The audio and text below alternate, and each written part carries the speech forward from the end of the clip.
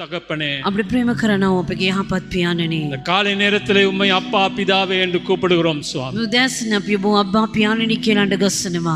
நீர் எங்களை இந்த இடத்திலே ஒன்று கூட்டி சேர்த்தமைக்காக நன்றி. ඔබ අපව මේ ස්ථානයේ එක්රැස් කරපු නිසා ඔබට ස්තුතියි. எங்களோடு பேசும் ஆண்டவரே, අප සමග කතා කරන්න. உம்முடைய வார்த்தையினால் போஷியும் ඔබගේ වචනයෙන් පෝෂණය කරන්න.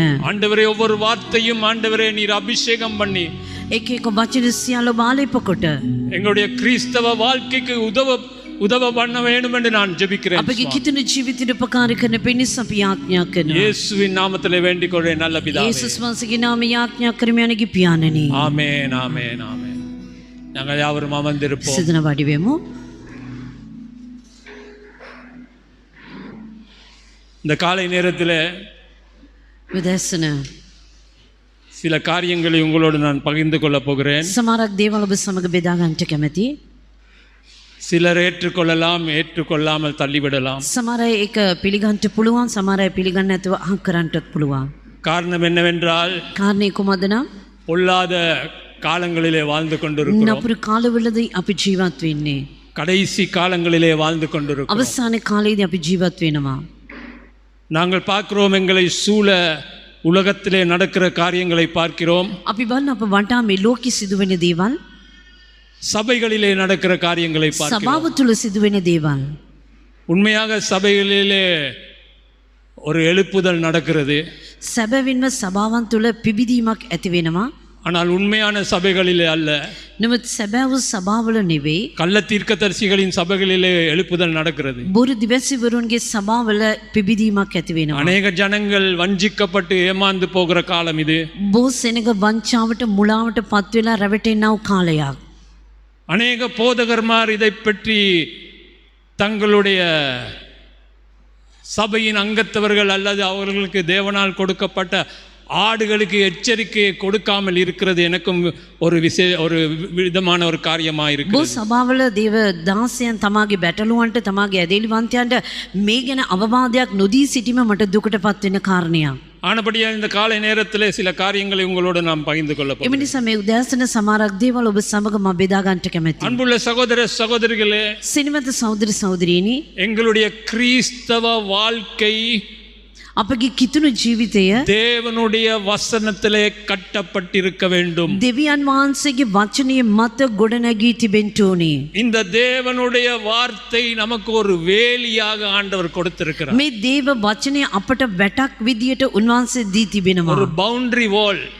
ඒක වැටක් විදියට ඒක எங்களை අපව சூழ இந்த தேவனுடைய வார்த்தை ஆண்டவர் ஒரு பாதுகாப்பு வளையமாக வைத்திருக்கிறார். අප වටා ආරක්ෂක පවුරක් ලෙසට උන්වහන්සේ තබා තිබෙනවා මේ වචනය. இந்த வேத வசனத்துக்கு அப்பால் பட்டு நாங்கள் ஒன்றுமே செய்யக்கூடாது. මේ දේව වචනයට එහායින් අපි කිසිම දෙයක් කරන්න ඕනේ නැහැ. இந்த வேத வசனத்துக்கு அப்பால் பட்டு என்ன காரியத்தை பார்த்தாலும் அதை குறித்து நாங்கள் எச்சரிக்கையா இருக்க මේ வேண்டும். දේව වචනයට පැටහැනිව යම් කිසි දෙයක් අපි දුටුවොත් ඒ ගැන අපි ප්‍රවේශමින් සිටින්න ඕනේ. ஒரு கிறிஸ்தவனுடைய வாழ்க்கை එක කිතුණුවෙකුගේ ජීවිතය அவனுடைய அடித்தளம் அல்லது அஸ்திபாரம் தேவனுடைய வசனமா இருக்க வேண்டும். ඔහුගේ අත්තිවාරම උන්වහන්සේගේ වචනය විය යුතුයි.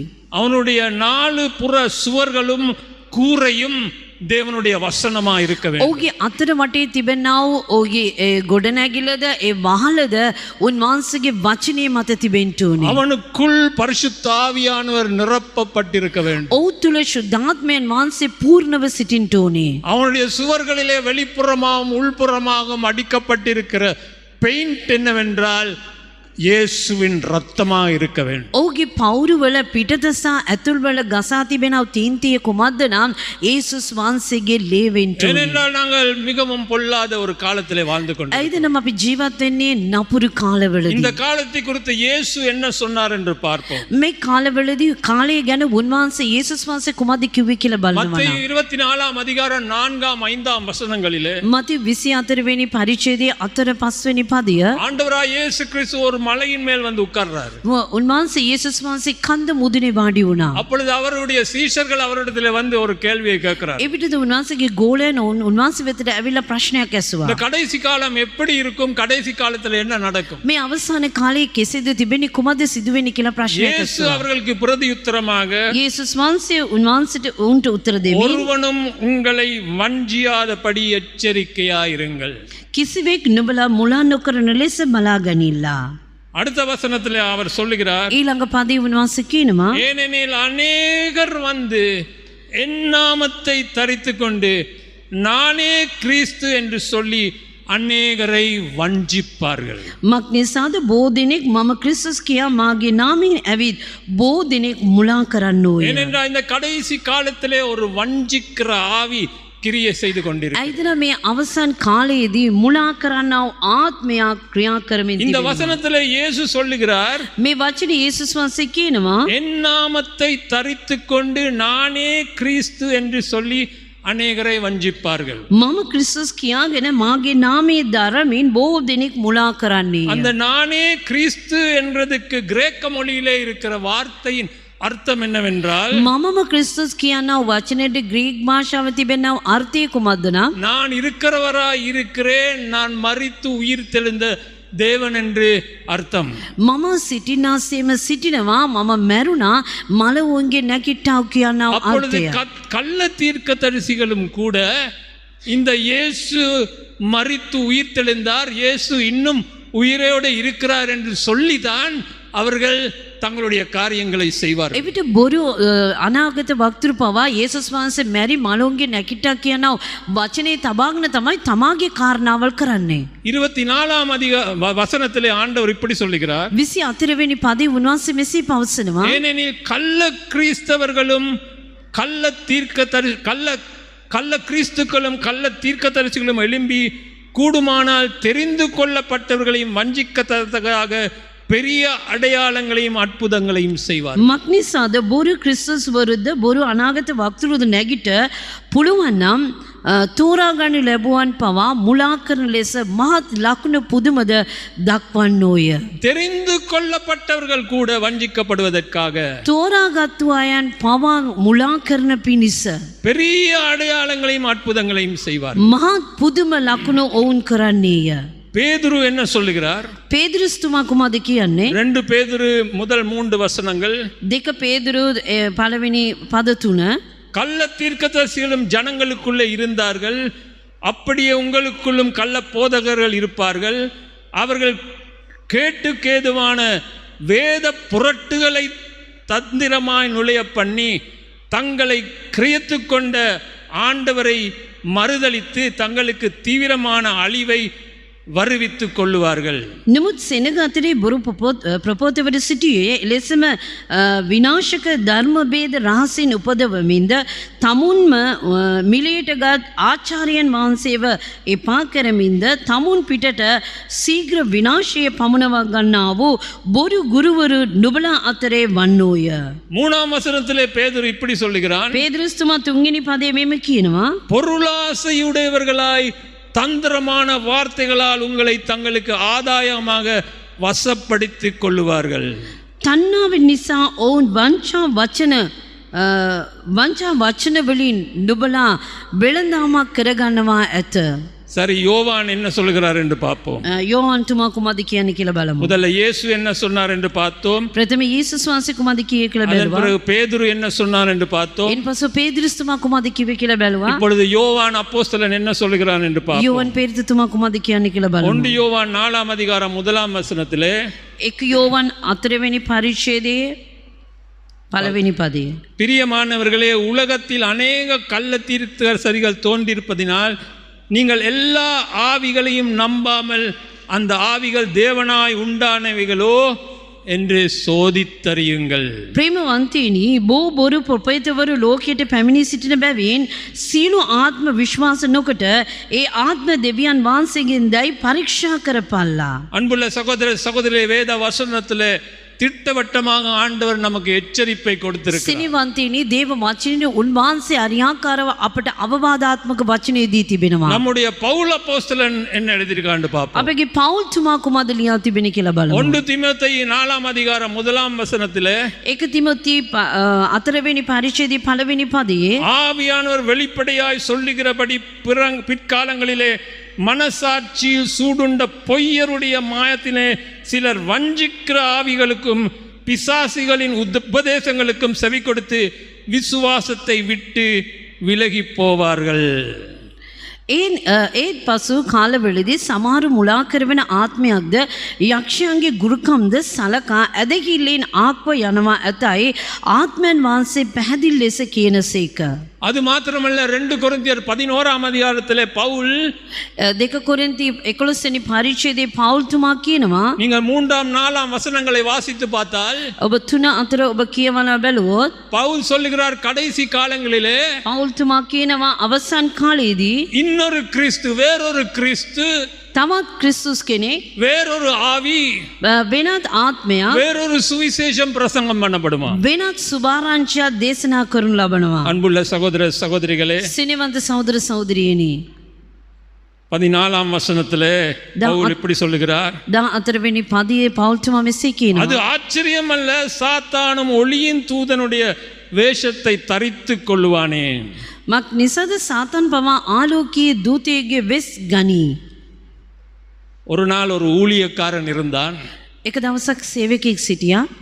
அந்த ஊழியக்காரன் பாவத்தை குறித்தும் நியாய தீர்ப்பை குறித்தும் இரட்சிப்பை குறித்தும் விடுதலையை பற்றியும் மிகவும் தீவிரமாக போதித்து வந்தான்.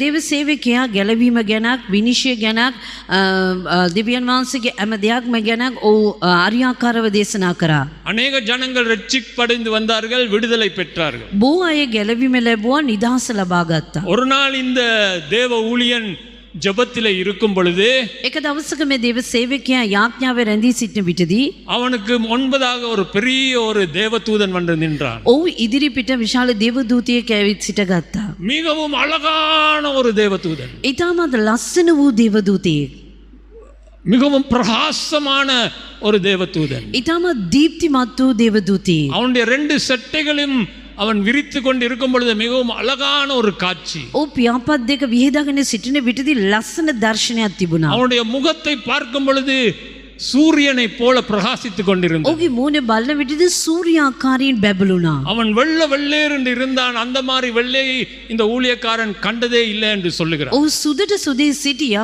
ඒ වගේ සුදක් මේ දේවදාසයා දුටුවේ නැහැ කියලා කියනවා. இவருக்கு ரொம்ப சந்தோஷம், இப்படிப்பட்ட தேவதூதனை ஆண்டவர் நான் காண்றதுக்கு ஆண்டவர் கிருபை செய்திருக்கிறாரே. ඔහුට බොහෝ සතුටක් මේ වගේ ලස්සන දේවදූතයෙක් දකින්න උන්වහන්සේ උපකාර කරා නිසා. அந்த தேவதூதன் அப்பொழுது பேசத் தொடங்கினான். ඒ දේවදූතයා කතා කරන්න පටන් ගත්තා. அந்த தேவதூதன் இந்த ஊழியக்காரனை பார்த்து சொன்னான், ඒ දේවදූතයා මේ දාසයා දෙස බලා කිව්වා, நீ இப்பொழுது பிரசங்கம் பண்ணுகிற விதத்தை விட்டு நான் சொல்லுகிற மாதிரி நீ பிரசங்கம் பண்ணினால் உனக்கு இந்த உலகத்தில் என்ன வேண்டுமோ அதை எல்லாம் உனக்கு நான் தருவேன் என்றார். නුඹ දැන් දේශනා කරන්නා වූ ක්‍රමය අතහැරලා මම කියන විදිහට නුඹ දේශනා කරොත් මේ ලෝකේ මොන දෙයක් කිල්ලුවත් මම නුඹට දෙනවා කියලා කිව්වා. இந்த ஊழியக்காரனுக்கு அப்பொழுது ஒரு நினைவு வந்தது. මේ දේවදාසයාට සිතවිල්ලක් ආවා. ஆண்டவர் இப்படி சொல்ல மாட்டாரு, දෙවියන් වහන්සේ මෙහෙම කියන්නේ නෑනේ. இயேசுவின் நாமம் என்று சொன்னார். යේසුස් වහන්සේගේ නාමය කියලා කිව්වා. உடனே அந்த அழகான தூதன் மிகவும் மோசமான பயங்கரமான அசிங்கமான ஒரு காட்சியோடு அந்த இடத்திலே இருந்து விலகி போனான். යේසුස් වහන්සේගේ නාමය කියපු විටදී විගසින් ඒ ලස්සන දේවදූතයා අවලක්ෂණ වෙලා භයංකාරකෙන් ඔගියා. சகோதர சகோதரிகளே, ஆண்டவராய் இயேசு கிறிஸ்துவும் பவுல் அப்போஸ்தலனும் கூட ஒளியின் தூதனை பற்றி அநேகம் கூறியிருக்கிறார்கள். යේසුස් වහන්සේද පවුල් තුමාද මේ ආලෝකයේ දූතයා ගැන කියා තිබෙනවා. இந்த ஒளியின் தூதன் அநேகரை இன்றைக்கு வஞ்சித்துக் கொண்டிருக்கிறார். මේ ආලෝකයේ දූතයා බොහෝ දෙනෙක්ව රවටමින් සිටිනවා. தேவனுடைய வார்த்தைகளை சொல்லியே ஜனங்களை வஞ்சிக்கிறான். දෙවියන් වහන්සේගේ වචනේ කියලාම ඔව් රවටනවා. சத்ருவின் வனாந்தரத்திலே இயேசுவை வார்த்தைகளை சொல்லித்தான் அங்கே வஞ்சிக்க ඒ பார்த்தான். වනාන්තරයේදී සතුරා පවා වචනේ කියා තමයි දෙවියන් වහන්සේ මුලා කරන්නට ඇදුවේ. இந்த பிசாசு எப்படிப்பட்டவன் தெரியுமா? මේ යක්ෂයා කෙබඳු කෙනෙක්ද කියලා දන්නවද? பிசாசின் தலை சிலுவையிலே நசுக்கப்பட்டது உண்மை. යක්ෂයාගේ ඉස කුරුසිය මත පොඩි කරනු ලැබුවා සැබෑවයි. அவனுக்கு ஓரளவுக்கு ஜனங்களை வஞ்சிக்கிற அந்த பலன் இன்னும் இருக்குது. යක්ෂයාට අඩුම තරමින් මනුෂ්‍යව මුලා කරන්නව බලයක් කොට තිබෙනවා. பவுல் அப்போஸ்தலன் சொல்லுகிறார் 2 கொரிந்தியர் 2:11 පෞල්තුමා කියනවා 2 කොරින්ති 2 පරිච්ඡේදයේ 11 පදයේ அவனுடைய தந்திரங்கள் நமக்கு தெரியாதவைகள் அல்லவே. ඔවුන්ගේ උපායවල් අප විසින් නොදැන සිටිනවා නොවේද? சாத்தான் தந்திரக்காரன். යක්ෂයා උපාසයිත කෙනෙක්. தேவனால் தெரிந்து கொள்ளப்பட்டவர்களை வஞ்சிக்கிறதுக்கே அவனுடைய வேலை. දෙවියන් වහන්සේ විසින් තෝරාගත්තා වූ මනුෂ්‍යව වංචාවට මුලාවට පත් කිරීම ඔහුගේ රාජකාරිය. எபேசியர் 6:11 பவுல் இப்படி சொல்லுகிறார். එපිසේ 6 වෙනි පරිච්ඡේදයේ 11 වෙනි පදයේ මෙහෙම කියනවා. நீங்கள் பிசாசின் தந்திரங்களோடு எதிர்த்து நிற்க திராணி உள்ளவர்களாகும்படி தேவனுடைய சர்வாயுதங்களையும் தரித்து கொள்ளுங்கள். යක්ෂයාගේ උපායවලට විරුද්ධව සිටින්ට නුඹලා පුළුවන් වෙන පිණිස දෙවියන් වහන්සේගේ සියලු යුදායුධ පැළඳ ගනිල්ලා. பிசாசின் தந்திரங்களோடு. යක්ෂයාගේ උපායන් වලට அன்பு சகோதர சகோதரிகளே, සිනවද සහෝදර සහෝදරියනි, ஒருவேளை நான் இந்த வசனங்களை வாசிச்சபடியால் நீங்க கொஞ்சம் கலக்கம் அடைஞ்சிருக்கலாம். සමහර විට මම මේ වචනේ කියපු නිසා ඔබ කැළඹිලා ඇති. ஆனா பயப்பட வேண்டாம். නමුත් බය වෙන්න එපා. 1 யோவான் 4:4 1 යෝවාන් 4:4 எத்தனை பேருக்கு தெரியும்? பைபிளை பார்க்காம சொல்லணும். බයිබලේ බලන්න නැතුව කියන්න. 1 யோவான் 4:4 1 යෝවාන් 4:4 சொல்லுங்க. பார்க்கக்கூடாது பைபிளை. சிலர் புரட்டுறீங்க பைபிளை மெல்லமா. உலகத்தில் இருக்கிறவனை விட ලෝකයේ සිටින තැනට වඩා நம்மோடு இருக்கிறவர் பெரியவர். අප තුල සිටින තැනන් වහන්සේ උතුම්ය. ஆமென். ආමේන්. நம்முடைய ஆண்டவருக்கு ஒரு கரம் தட்டி දෙවියන් වහන්සේට ප්‍රසන්දිමයි මේ දෙමුද. உலகத்திலே இருக்கிற பிசாசுகளை விட ලෝකයේ සිටින යක්ෂයන්ට වඩා நம்மோடு இருக்கிறவர் பெரியவர். අප තුල සිටින තැනන් වහන්සේ උතුම්ය. நம்மோடு இருக்கிறவர் யார் என்று அறிந்து கொள்ள வேண்டுமென்றால் தேவனுடைய வசனத்தை அறிந்து கொள்ள வேண்டும். අප තුල සිටින තැනන් වහන්සේ කවුද කියලා දැනගන්න ඕනේ නම් වචනේ දැනගන්න ඕනේ. இந்த சுவிசேஷம் என்றால் என்ன என்று பார்ப்போம். මේ සුභාරංචිය කියන්නේ කුමක්ද කියලා බලමු. மத்தேயு 16:13 இந்த வாசிக்கும் பொழுது මතෙව් 10 වෙනි පරිච්ඡේදයේ 13 සිට අපි කියවන විටදී ஒரு நாள் இயேசு தன்னுடைய சீஷர்களை பார்த்து கேட்கிறார். දවසක් යේසුස් වහන්සේ තමගේ ගෝලයන් දෙස බලා අසනවා. நான் இதை சொல்வதற்கு காரணம் என்னவென்றால் உங்களுடைய நீங்கள் ஒருவேளை வேற சபைகளுக்கு போறவர்களா இருந்தால் அந்த சபைகளில் இப்படி போதனை நடக்குதா என்று நீங்க புரிந்து கொள்ளுங்க. සමහර විට මම ඇයි මේ දේ කියන්නේ නම් ඔබ වෙන සභාවට යන කෙනෙක් නම් මේ වගේ දේශනා සිදු වෙනවද කියලා ඔබ දැනගන්න ඕනේ. உண்மையான சுவிசேஷம் என்றால் என்ன? සැබෑ සුභාරංචිය කියන්නේ කුමක්ද? மத்தேயு 16:13 வாசிக்கும் பொழுது මතෙව් 10 වෙනි පරිච්ඡේදයේ 13 වෙනි පදයේ කියවද්දී இயேசு தன்னுடைய சீஷர்களை பார்த்து கேட்கிறார். යේසුස් වහන්සේ තමාගේ ගෝලයන් දෙස බලා අසනවා. நான் யார் என்று ஜனங்கள் என்ன சொல்லுகிறார்கள் என்று கேட்கிறார். මම කවුරුන්ද කියා සෙනඟ කවුද කියා මොකද්ද කියන්නේ කියලා ඇසුවා. அதாவது தன்னை பற்றி பப்ளிக் ஒப்பீனியன் என்ன என்று கேட்கிறார். තමා ගැන මේ ප්‍රසිද්ධිය සිටිනව සෙනඟ කොහොමද කියන්නේ කියලා අසනවා. அப்பொழுது சீஷர்கள் சொல்லுகிறார்கள். එවිට ගෝලයන් කියනවා சிலர் யோவான் ஸ்நானகன் திருப்பி உயிரோட வந்துட்டான், சிலர் எரேமியா வந்துட்டான், சிலர் மற்ற தீர்க்கதரிசிகள் திருப்பி வந்திருக்கிறார்கள் என்று சொன்னார்கள். සමහර අය කියන යෙරෙමියා ආවා, එලියා ආවා කියලා, අනාගත වක්තරුන් නැවත නැගිටලා ආවා කියලා කියනවා. அப்பொழுது இயேசு சீஷர்களை பார்த்து இன்னொரு கேள்வி கேட்கிறார். එවිට යේසුස් වහන්සේ ගෝලයන් දෙස බලලා තවත් වචනයක් අසනවා. நீங்க என்ன சொல்றீங்க? நீங்க என்ன விசுவாசிக்கிறீங்க? නුඹලා මොකද්ද විශ්වාස කරන්නේ? නුඹලා කොහොමද මං ගැන කියන්නේ? உடனே பேதுரு எழும்பி சொல்லுகிறான். විගසිම පේදුරුස් නැගිටලා උත්තර දෙනවා. நீர்தான் கிறிஸ்து. ඔබ තමයි ජීවමාන ක්‍රිස්තුස්. நீர்தான் தேவகுமாரன். ඔබ තමයි දෙවියන් වහන්සේගේ පුත්‍රයා. இயேசு அவனை பார்த்து சொல்லுகிறார். යේසුස් වහන්සේ උන්වහන්සේ දෙස බලා කියනවා. மாம்சமும் இரத்தமும் இதை உனக்கு வெளிப்படுத்தவில்லை. රුධිරයත් මාංශයත් ඔබට මේක එළිදරව් කරේ නෑ. பரலோகத்தில் இருக்கிற பிதாவாகிய தேவனானவர் உனக்கு இதை வெளிப்படுத்தினார். ස්වර්ගයේ සිටින පිය වූ දෙවියන් වහන්සේ මේක ඔබට එළිදරව් කරා. அதன் பிறகு சில காரியங்களை சொல்லுகிறார். ඉන්පසු සමහර දේවල් කියනවා. நீ பேதுருவா இருக்கிறாய், இந்த கல்லின் மேல் என் சபையை கட்டுவேன். නුඹ පේදුරුස සිටින මේ ගල පිට මාගේ සභාව ගොඩනගමි. நீ பூமியிலே எதை கட்டுகிறாயோ அது பரலோகத்திலே கட்டப்படும், பூமியிலே எதை கட்டவிழ்க்கிறாயோ அது பரலோகத்திலே கட்டவிழ்க்கப்படும். නුඹ පොළවේ මොකද්ද බඳින්නේ? ඒක ස්වර්ගයේද බඳිනු ලබනවා. පොළවේ බැඳුම් ලියන්නේ මොකද්ද? ඒක ස්වර්ගයේද බැඳුම් ලියනු பரலோக ලබනවා. ராஜ்யத்தின் திறவுகோல்களை உன் கரங்களிலே கொடுக்கிறேன். ස්වර්ග රාජ්‍ය යතුරු නුඹගේ දහතට මා දෙමි. பேதுருக்கு எப்படி இருந்திருக்கும் பாருங்க. පේදුරුස කොහොමද කියලා மற்ற බලන්න. சீஷர்கள் எல்லாம் கேட்டுக்கொண்டிருக்கிறாங்க. අනිත් ගෝලයන් අසාගෙන ඉන්නවා. பேதுருவ முருங்கத்துல வச்ச மாதிரி இருக்கும். முருங்கத்துல வச்ச පේදුරුස මුරුග ගහ උඩ තැබ්බා කියලා இப்படி තැබුවා. எல்லாம் ஆண்டவர் சொல்லிட்டாரு பாருங்க. මේ ආකාර දෙවියන් වහන්සේ කිව්ව බලන්න. பிதாவாகிய தேவனுடைய வெளிப்பாடு පියු දෙවියන් වහන්සේගේ එළිදරව්වක්. பரலோக ராஜ்யத்தின் திறவுகோலை உன்னை கொடுக்கிறேன். ස්වර්ග රාජ්‍ය යතුරු මම නුඹට දෙමි. உந்த கல்லின் மேலே என் சபையை கட்டுவேன். මේ ගල පිට මගේ සභාව ගොඩනගමි. பூமியிலே எதை கட்டுகிறாயோ அது பரலோகத்திலே கட்டப்படும், பூமியிலே எதை அவிழ்க்கிறாயோ அது பரலோகத்திலே அவிழ்க்கப்படும். පොළවේ කුමද්ද බඳිනු ලබන්නේ? ස්වර්ගයේ බඳිනු ලබනවා. පොළවේ බැඳුම් ලියන්නේ කුමද්ද? ඒක ස්වර්ගයේ බැඳුම් ලියනු ලබනවා. இப்படியெல்லாம் சொல்லிட்டு මෙසේ සියලු දේ කියලා ஒரு 2 வசனம் கீழே போனா, වචන දෙකක් පල්ලයට ගියොත්, அதே அதிகாரத்துல 2 வசனம் கீழே போனா ඒ පරිච්ඡේදයේම පද දෙකක් පල්ලයට ගියොත් ஆண்டவர் அவர்களுக்கு சொல்லுகிறார், දෙවියන් වහන්සේ උන්ට කියනවා நான் எருசலேம் பட்டணத்துக்கு போகணும், මම යෙරුසලෙම් නුවරට යන්න ඕනේ. அங்கே என்னை பிடித்து அடித்து என்னை கொலை செய்ய போகிறாங்க. ඒ ස්ථානේ මම අල්ලලා බඳ දීලා මරණයට පත් කරන්නට යනවා. பேதுரு ஹை ஸ்பிரிட்ஸ்ல இருக்கிறாரு. පේදුරුස්තුමා හොඳ ආත්මයෙන් පිරලා அதே සිටිනවා. அதிகாரத்துல 2 வசனத்துக்கு கீழே ඒ පරිච්ඡේදයෙන් පද දෙකක් පල්ලයට நான் பாடுபட போகிறேன்னு சொன்ன உடனே මම පීඩාවට පත්වෙන්ට යනවා කියලා කියපු විටම பேதுரு அவரை பார்த்து திட்டுகிறான். පේදුරුස් උන්වහන්සේ දෙස බලා அது බනිනවා. எப்படி அது நடக்காது? එසේ සිදුවෙන්ට බැහැනේ. அப்பொழுது இயேசு அவனை பார்த்து என்ன சொல்றார் தெரியுமா? එවිටදී යේසුස් වහන්සේ උදෙස බලා කුමද කියන්නේ? சாத்தானே எனக்கு பின்பதாக போ. යක්ෂයා මා පසුපසට යව. என்ன பிரதர் சொல்லுகிறீங்க? ඇයි බ්‍රදර් කියන්නේ? பிதாவாகிய தேவனிடத்திலிருந்து வெளிப்பாடு பெற்றவன், පියු දෙවියන් වහන්සේගේ එළිදරව් ලබා ගත්තව කෙනෙක්, பரலோக ராஜ்யத்தின் திறவுகோல்களை கொண்டவன், ස්වර්ග රාජ්‍ය යතුරු ලබා ගත්තව කෙනෙක්. அவனுடைய அத்தாரிட்டியை பாருங்க. பூமியில எதை கட்டுறானோ அது பரலோகத்துல கட்டப்படும், பூமியில எதை அவிழ்க்கிறானோ பரலோகத்துல அவிழ்க்கப்படும். ඔහුගේ බලය බලන්න ස්වර්ග රාජ්‍යයේ පොළවේ කුමද්ද බඳින්නේ? ස්වර්ග රාජ්‍යය බඳිනු ලබනවා.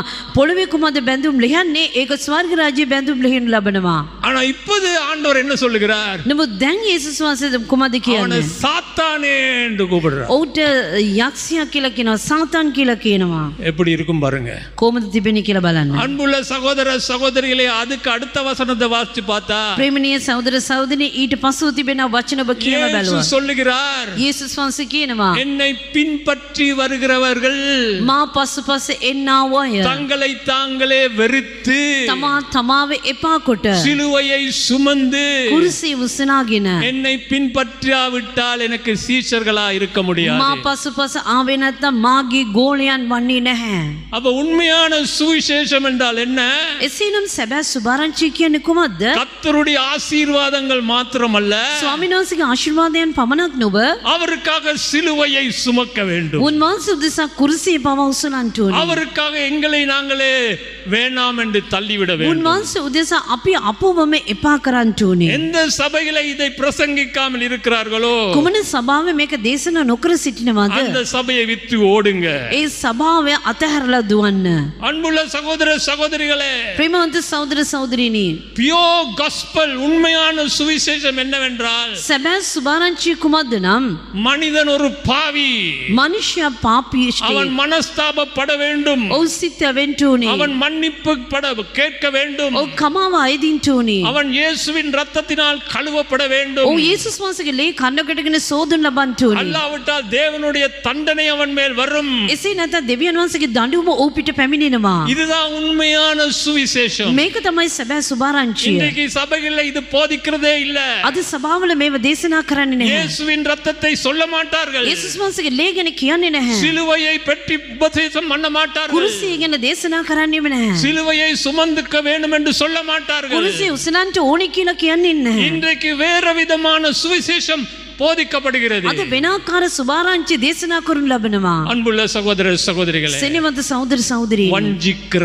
ஆவி, වංචා මුලා කරන්නා වූ ஜனங்கள் என்னத்தை கேட்க வேண்டும் என்று ஆசையோடு இருக்கிறார்களோ அதையே போதிக்கிற சபைகள். සෙනග කුමද්ද අසන්ට ඕනි කියලා ආශාවෙන් සිටිනවාද ඒකම දේශනා කරන්නව සභාවන්. ஆனால் நாங்க பிரசங்கம் பண்ண வேண்டியது என்ன? வேத வசனத்திலே ஆண்டவர் என்ன சொல்லி இருக்கிறாரோ அதை தான் பிரசங்கம் பண்ண வேண்டும். නමුත් අපි දේශනා කළ යුත්තේ කුමද්ද? දේව වචනේ උන්වහන්සේ කුමද්ද කියා තිබෙන්නේ? ඒ දේ පමණක් දේශනා කළ යුතුයි. பவுல் அப்போஸ்தலன் தன்னுடைய ஆவிக்குரிய புத்திரனாகிய தீமோத்தேயுக்கு எழுதுகிறான், පෞල්තුමා තමගේ ආත්මික පුත්‍රයා වන තිමෝතියස්ට ලියනවා, உன்னை குறித்தும் உபதேசத்தை குறித்தும் எச்சரிக்கையா இரு. නුඹ ගතත් නුඹගේ දේශනාව ගෙනත් නුඹ අවවාදාත්මක ප්‍රවේශමෙන් සිටින්න. எச்சரிக்கையா இரு. නුඹ ප්‍රවේශමෙන් සිටින්න. தீமோத்தேயு, තිමෝතියෝ, நீ என்னத்தை பிரசங்கம் பண்ற என்று எச்சரிக்கையா இரு. නුඹ කුමද්ද දේශනා කරන්නේද කියා නුඹ ප්‍රවේශමෙන් සිටින්න. இவைகளின் நிலை கொண்டிரு. ඒකෙම ස්ථීරව සිටින්න. இப்படி செய்வாயானால் உன்னையும் உன் உபதேசத்தை கேட்பவர்களையும் ரட்சித்துக் கொள்ளுவாய். එසේ ඔබ කරනවා නම් නුඹද නුඹ කරන දේශනාවේ ආයවද නුඹ ගලවා ගන්නීය. மிக அநேக போதர்கள் தங்களுடைய பிரசங்கத்தை கேட்கிறவர்களை சேர்த்து நரகத்துக்கு இழுத்து අද கொண்டிருக்கிறார்கள். වූ දේශකයන් කුමද්ද කරන්නේ? තමා සමග අසන්නව තමගේ දේශනාව අසන්නව සීල දිනාව නිරයට අරගෙන යනවා. கடைசி காலத்தில் வாழ்ந்து கொண்டு අවසානයේ කාලයේදී අපි ජීවත් වෙන්නේ. சரி, சில காரியங்களை உங்களோடு பகிர்ந்து கொள்ள போகிறேன். සමහර දේවල් ඔබට කියන්න යනවා. இன்றைக்கு சபைகளிலே நடக்கிற சில காரியங்கள். අද සභාවල සිදුවෙනා සමහරක් දේවල්. அன்புள்ள சகோதர சகோதரிகளே, ප්‍රේමවන්ත සහෝදර සහෝදරියනි, நான் 10 மாத குழந்தையா இருக்கும் பொழுது මම මාස 10ක දරුවෙක්ව සිටින විටදී பாஸ்டர் கோல்டன் நம்முடைய வீட்டுக்கு வந்தாரு. පාස්ටර් කෝල්ටන් මගේ නිවසට ආවා. என்னுடைய தாய் விடுதலை அடைந்து ரட்சிக்கப்பட்டார். මගේ මාව ගැලවීම නිදහස ලබා ගැලවීම ලබා ගත්තා. அதன் பிறகு என்னுடைய தாய் வீட்டுக்கு ஜனங்கள் வருவார்கள் ஜெபம் பண்றது. ඉන්පසුව මගේ මවගේ නිවසට සෙනග එනවා යාඥා කරන්න. என்னுடைய தாய் பிசாசு விரட்டுறதெல்லாம் நான் பார்த்துட்டு இருப்பேன் சின்ன பையனை. කුඩා කාලේ මම බලාගෙන හිටියා මගේ මව යක්ෂයන් එළවන එකත්. இந்த பெந்தைகோஸ் சூழ்நிலையிலே வளர்ந்து வந்தவன் நான். මේ පෙන්තෙකෝස්තු වාතාවරණය තුල මම ඇති දැඩි වුණා. அதனால இந்த கேம் எல்லாம் எனக்கு நல்லா தெரியும். ඒ නිසා මේ ගේම් සියල්ල මේ සෙල්ලම් සියල්ල මම දන්නවා. இப்போ 67 வயசாகுது. මට අවුරුදු 67ක් වෙනවා. நான் பரிசுத்தவான் என்று சொல்ல வரல. මම ශුද්ධවන්තයෙක් කියලා කියන්න ආවේ නෑ. ஆனா இந்த கேம்ல என்னென்ன நடக்குதுன்னு எனக்கு நல்லா தெரியும். මේ සෙල්ලම් වල නමුත් මේ සෙල්ලම් වල කොහොමද සිදුවෙන්නේ කියලා මම දන්නවා. நான் கண்ட காரியங்கள் அநேகம், මම දුටු දේවල් බොහෝ, அனுபவித்தது அநேகம். භුක්ති විඳව දේ බොහෝ. வேத வசனம் என்ன சொல்லுகிறது என்று எனக்கு நல்லா தெரியும். දේ වචනේ කොහොමද කියන්නේ කියලා මම හොඳට කරා දන්නවා. ஆனபடினால் இதை பற்றி நாம் பேசுவதற்கு தைரியமாக பேசுவோம். ඒ නිසා මේ ගැන මම ධෛර්යවන්තව කතා කරනවා. முதலாவது காரியம், ප්‍රථම කාරණාව மனிதனை வணங்குவது. මනුෂ්‍යයාට নমස්කාර කිරීම. மனிதனை வணங்குவது.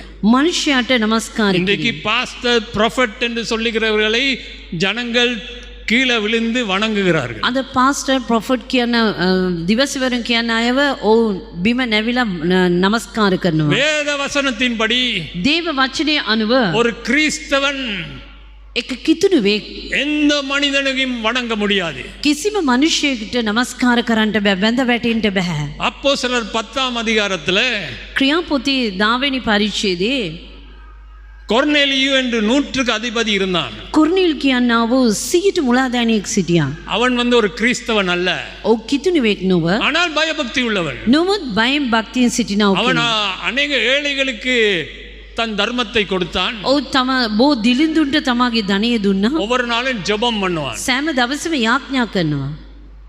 ஒரு நாள் ஒரு தேவதூதன் அவனுக்கு முன்பதாக வந்து நின்று, එක දවසක් දේව දූතියෙක් ඔව් ඉදිරිපිට ඇවිලා සිටගෙන நீங்க இந்த கதையை வாசி பாருங்க, அப்போஸ்தலர் 10ஆம் அதிகாரத்துல ක්‍රියාපොතේ 10 වෙනි පරිච්ඡේදයේ කියවා බලන්න මේ කතාව. தேவதூதன் சொல்லுகிறான், දේව දූතයා කියනවා பேதுரு என்று ஒரு அப்போஸ்தலன் இருக்கிறான், පේදුරුස් කියන පෙරිතිවරයෙක් සිටිනවා. அவனை போய் நீ அழைத்து கொண்டு வான்னு பேதுருடைய அட்ரஸ் எல்லாம் கொடுக்குறான். ඔව්ව රැගෙන එන්නේ කියලා පේදුරුස්ගේ ලිපිණිය දෙනවා. அப்படி கொர்நேலியு சில ஜனங்களை அனுப்பி කොර්නෙලියස් සමහර සෙනග යවලා பேதுருவை அழைத்து கொண்டு வருகிறார்கள். පේදුරුස්ව රැගෙන එනවා. அப்பொழுது பேதுருவை ரிசீவ் பண்றதுக்கு ஆயத்தமாகி கொர்நேலியு தன் வீட்டிலே ஒரு பிரேயர் மீட்டிங் ஆர்கனைஸ் பண்ணியிருந்தான். එවිටදී පේදුරුස්ව පිළිගන්නට තමාගේ නිවසේ යාඥා මීටිමක් සූදානම් කර තිබුණා. அவனுடைய சொந்தக்காரர் நண்பர்கள் எல்லாரையும் வீட்டில் கூட்டி வைத்து பேதுரு வரப்போகிறான்.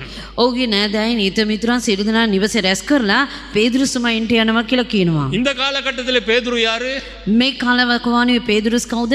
கிறிஸ்தவத்திலே நம்பர் 1 லீடர். කිතුණුවන්ගේ පළවෙනි පණ්ඩිවරයෙක්. மிகவும் முக்கியமான ஒரு லீடர்.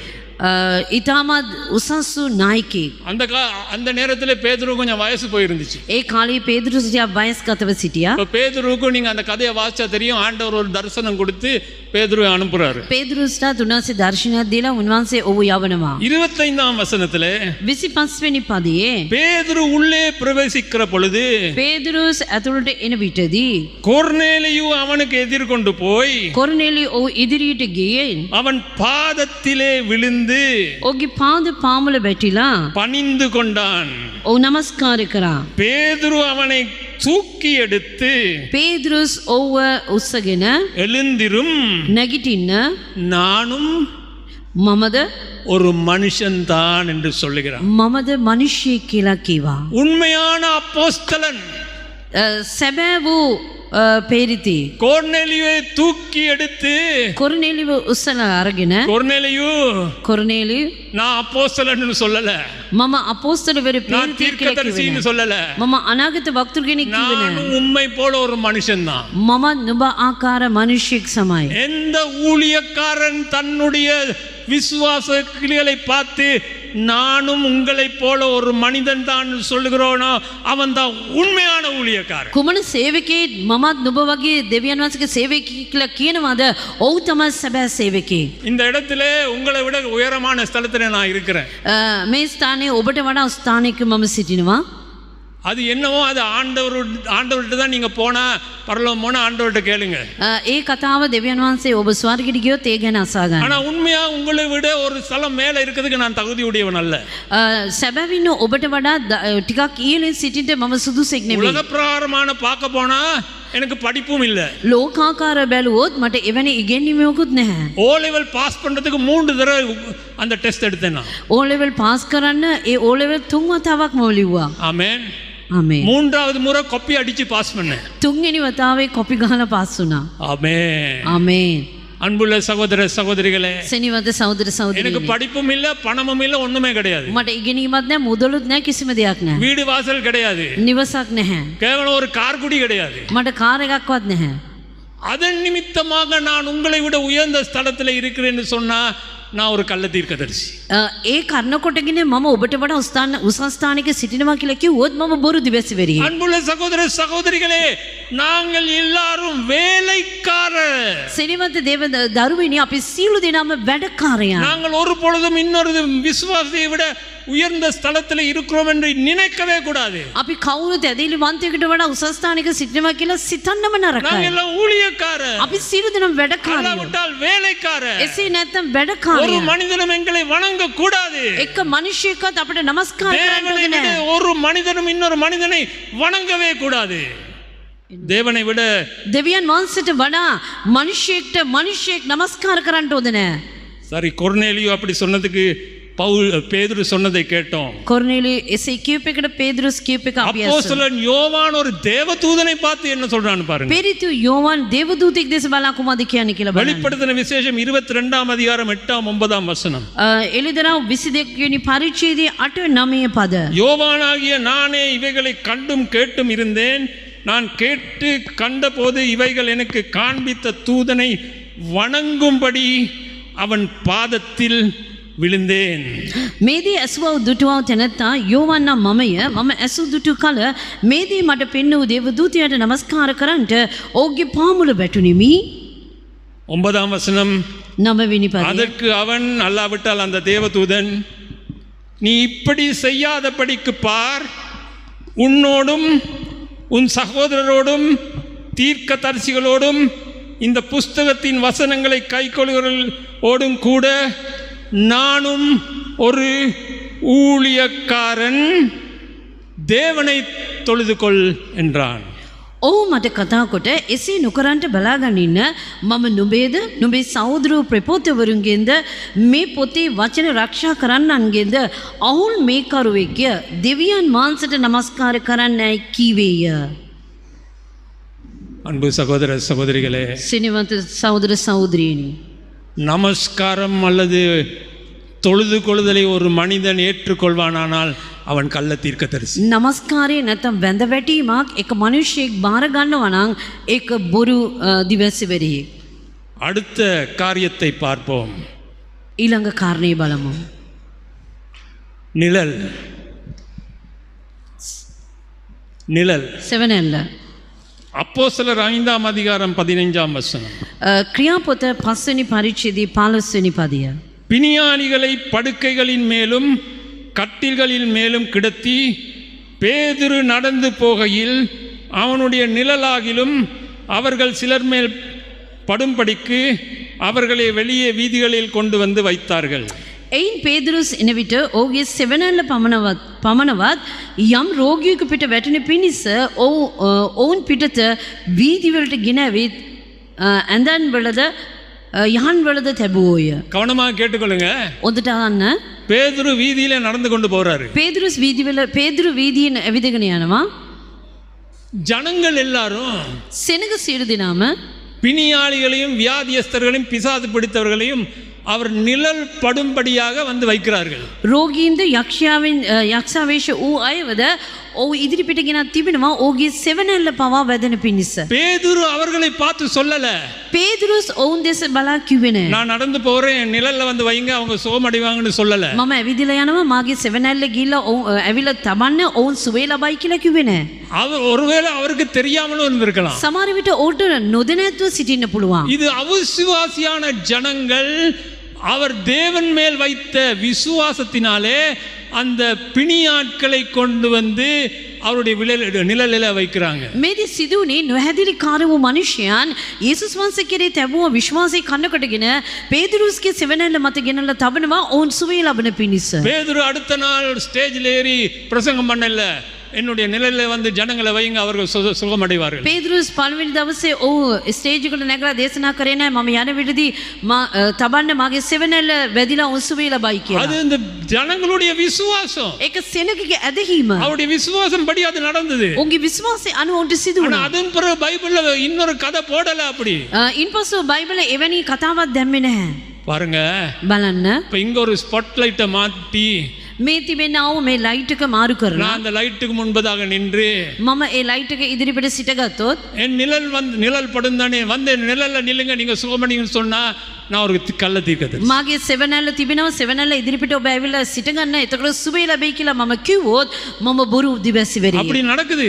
එසේ සිදු වෙනවා. ஸ்ரீலங்காவிலும் நடக்குது. ශ්‍රී ලංකාවේ සිදු වෙනවා. தன்னை தீர்க்கதரிசி என்று சொல்லிக் கொள்ளுகிற தங்கம் கடத்துற ஒரு கள்ளன் இந்த ஸ்ரீலங்காவுக்கு வந்து அப்படி செஞ்சான். තමා දිවැසිවරයෙක් කියලා කියා ගන්නව දිවැසිවරයෙක් මේ දේශේ ඇවිල්ලා ඒ මගේ දෙයක් කරා. நான் சொல்லது முழுசா சொல்லல. பயமா?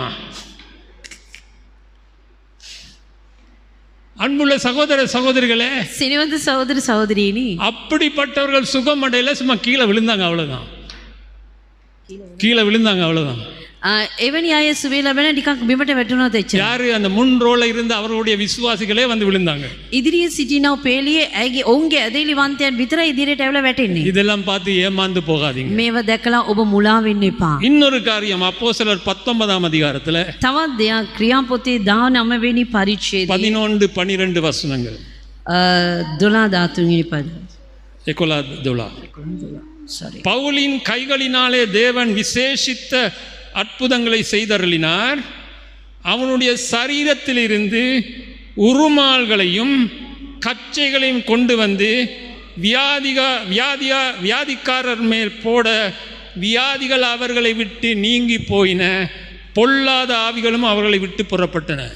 දෙවියන් වහන්සේ පවුල්ගේ අත්වලින් අපූර්ව ආශ්චර්යමත් කෙරෙව්සේක ඔහුගේ ශරීරයෙන් පිස්නා කඩවත් රෙදි කඩවත් ලෙඩුන් ළඟට ගෙන ගිය පමණින් රෝග ඔවුන්ගේ පහවිය නපුරු ආත්මයෝද දුරව ගියෝය. கவனமாக கேட்டுக்கொள்ளுங்க. අවධානයෙන් අහන්න. பவுல போசனுடைய சரீரத்தில் இருந்து கச்சைகளையும் உருமார்களையும் ஜனங்கள் கொண்டு போய் வியாதியஸ்தர் மேல் பிசாசு பிடிச்சவங்க மேல் போட்டாங்க. පවුල්තුම ඇඳගෙන ඉන්නව අත්වල තිබෙනව දේවල් මේ අත්වලින් තිබුණව පිස්නා කඩද රෙදි කඩද අරගෙන ගිහිල්ලා ලෙඩුන් පිට දැම්මා ඔවුන් සුවය ලැබුවා. அது அவருடைய விசுவாசம். ඒක ඔවුන්ගේ ඇදහිල්ල. பவுல் சொல்லல, පවුල්තුමා කිව්වේ නෑ. இதா என்னுடைய லேஞ்சி கொண்டு போ, මේ මාගේ ඇඳුම ගින් දාන්න. இதா என்னுடைய சால்வை கொண்டு போ. මේ මාගේ සලුව ගින් දාන්න. இன்றைக்கு என்ன நடக்குது? අද කුමද සිදු වෙන්නේ? Prayer க்ளாத்னு $10.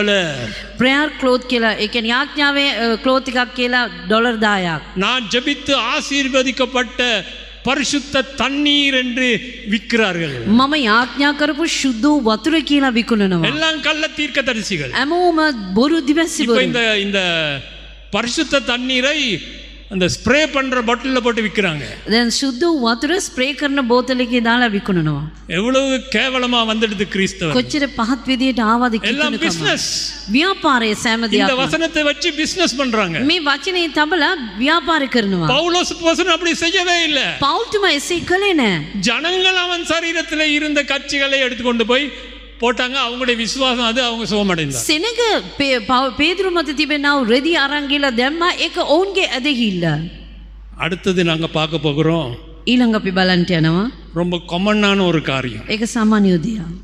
Slain in the spirit, அதாவது ஆவியிலே கீழே விழுறது.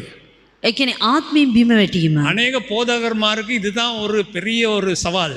අද බෝ දේවදාසයන්ට මේක තමයි අභියෝගයක්. நான் கை வைக்கணும், அவன் கீழே விழணும். මම අත තබන්න ඕනේ, ඔබ බිම වැටෙන්න ඕනේ. புற்றுநோயிலே அவதிப்பட்டு கொண்டிருந்த ஒரு நபர் வந்தா அவனுக்கு மேல அந்த அணுக்கம்பாவை, அந்த மனதுருக்கம் வராது, இவனை சுகப்படுத்தணும்னு நான் கை வைக்கணும், இவன் கீழே விழணும். පිළිකා රෝගීන් බද විඳිනව තැනැත්තෙක් ඔවුන් වෙතට ආවොත් ඔහු සුවේ ලබන්න ඕනේ කියලා සුවේ ලබන්න ඕනේ කියන සිතිවිලක් නෙමෙයි, මම අත තබන්න ඕනේ, ඔහු සුවේ ලබන්න ඕනේ. சிலர் இப்படி நெத்தியில கையை வச்சு தள்ளுவாங்க. සමහර අය නළලේ අත තබලා තල්ලු කරයි. உங்க தலையில யாரும் நெத்தியில கை வச்சா கையை தூக்கி இப்படி தலையில இப்படி வைங்க. නළලේ අත තැබ්බොත් කවුරු හරි ඔබ උන්ගේ අත තබලා අරන් ඉස මත තබන්න. என்ன இப்படி என்ன எல்லாரும் முறைச்சு பாக்குறீங்க? ඇයි මාව රවලා බලන්නේ? சபையில நடக்கிறது தான் நான் சொல்லுகிறேன். සභාවේ සිදුවෙන දේ තමයි මම කියන්නේ. இன்னைக்கு சபைக்கு வசனம் தெரியாது, போதகர்மாருக்கும் வசனம் தெரியாது, சபை எங்கேயோ போய் கொண்டிருக்குது. අද සභාවටත් දේශකයන්ටත් වචනේ දන්නේ නැහැ, සභාව කොයිදෝ යනවා.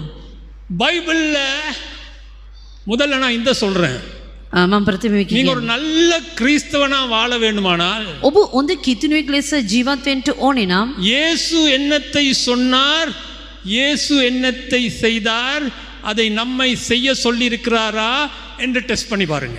යේසුස් වහන්සේ කුමක්ද කිව්වේ, කුමක්ද කරන්න කිව්වේ, ඒක කුමක්ද අපිට කරන්න කිව්වේ කියලා ඒක ඔබ පරීක්ෂා කරලා බලන්න. அல்லாவிட்டால் அப்போஸ்தலர்கள் என்ன செய்தார்கள், நம்மை அதை செய்ய சொல்லி இருக்கிறார்களா என்று டெஸ்ட் பண்ணி பாருங்க. එසේ නැත්නම් පේරිතිවරුන් කුමක්ද කරේ, ඒක අපිට කරන්න කිව්වද කියලා ඔබ පරීක්ෂා කරලා බලන්න. இயேசுவும் அப்போஸ்தலர்களும் செய்யாத காரியங்களை நீங்க செய்யாதீங்க.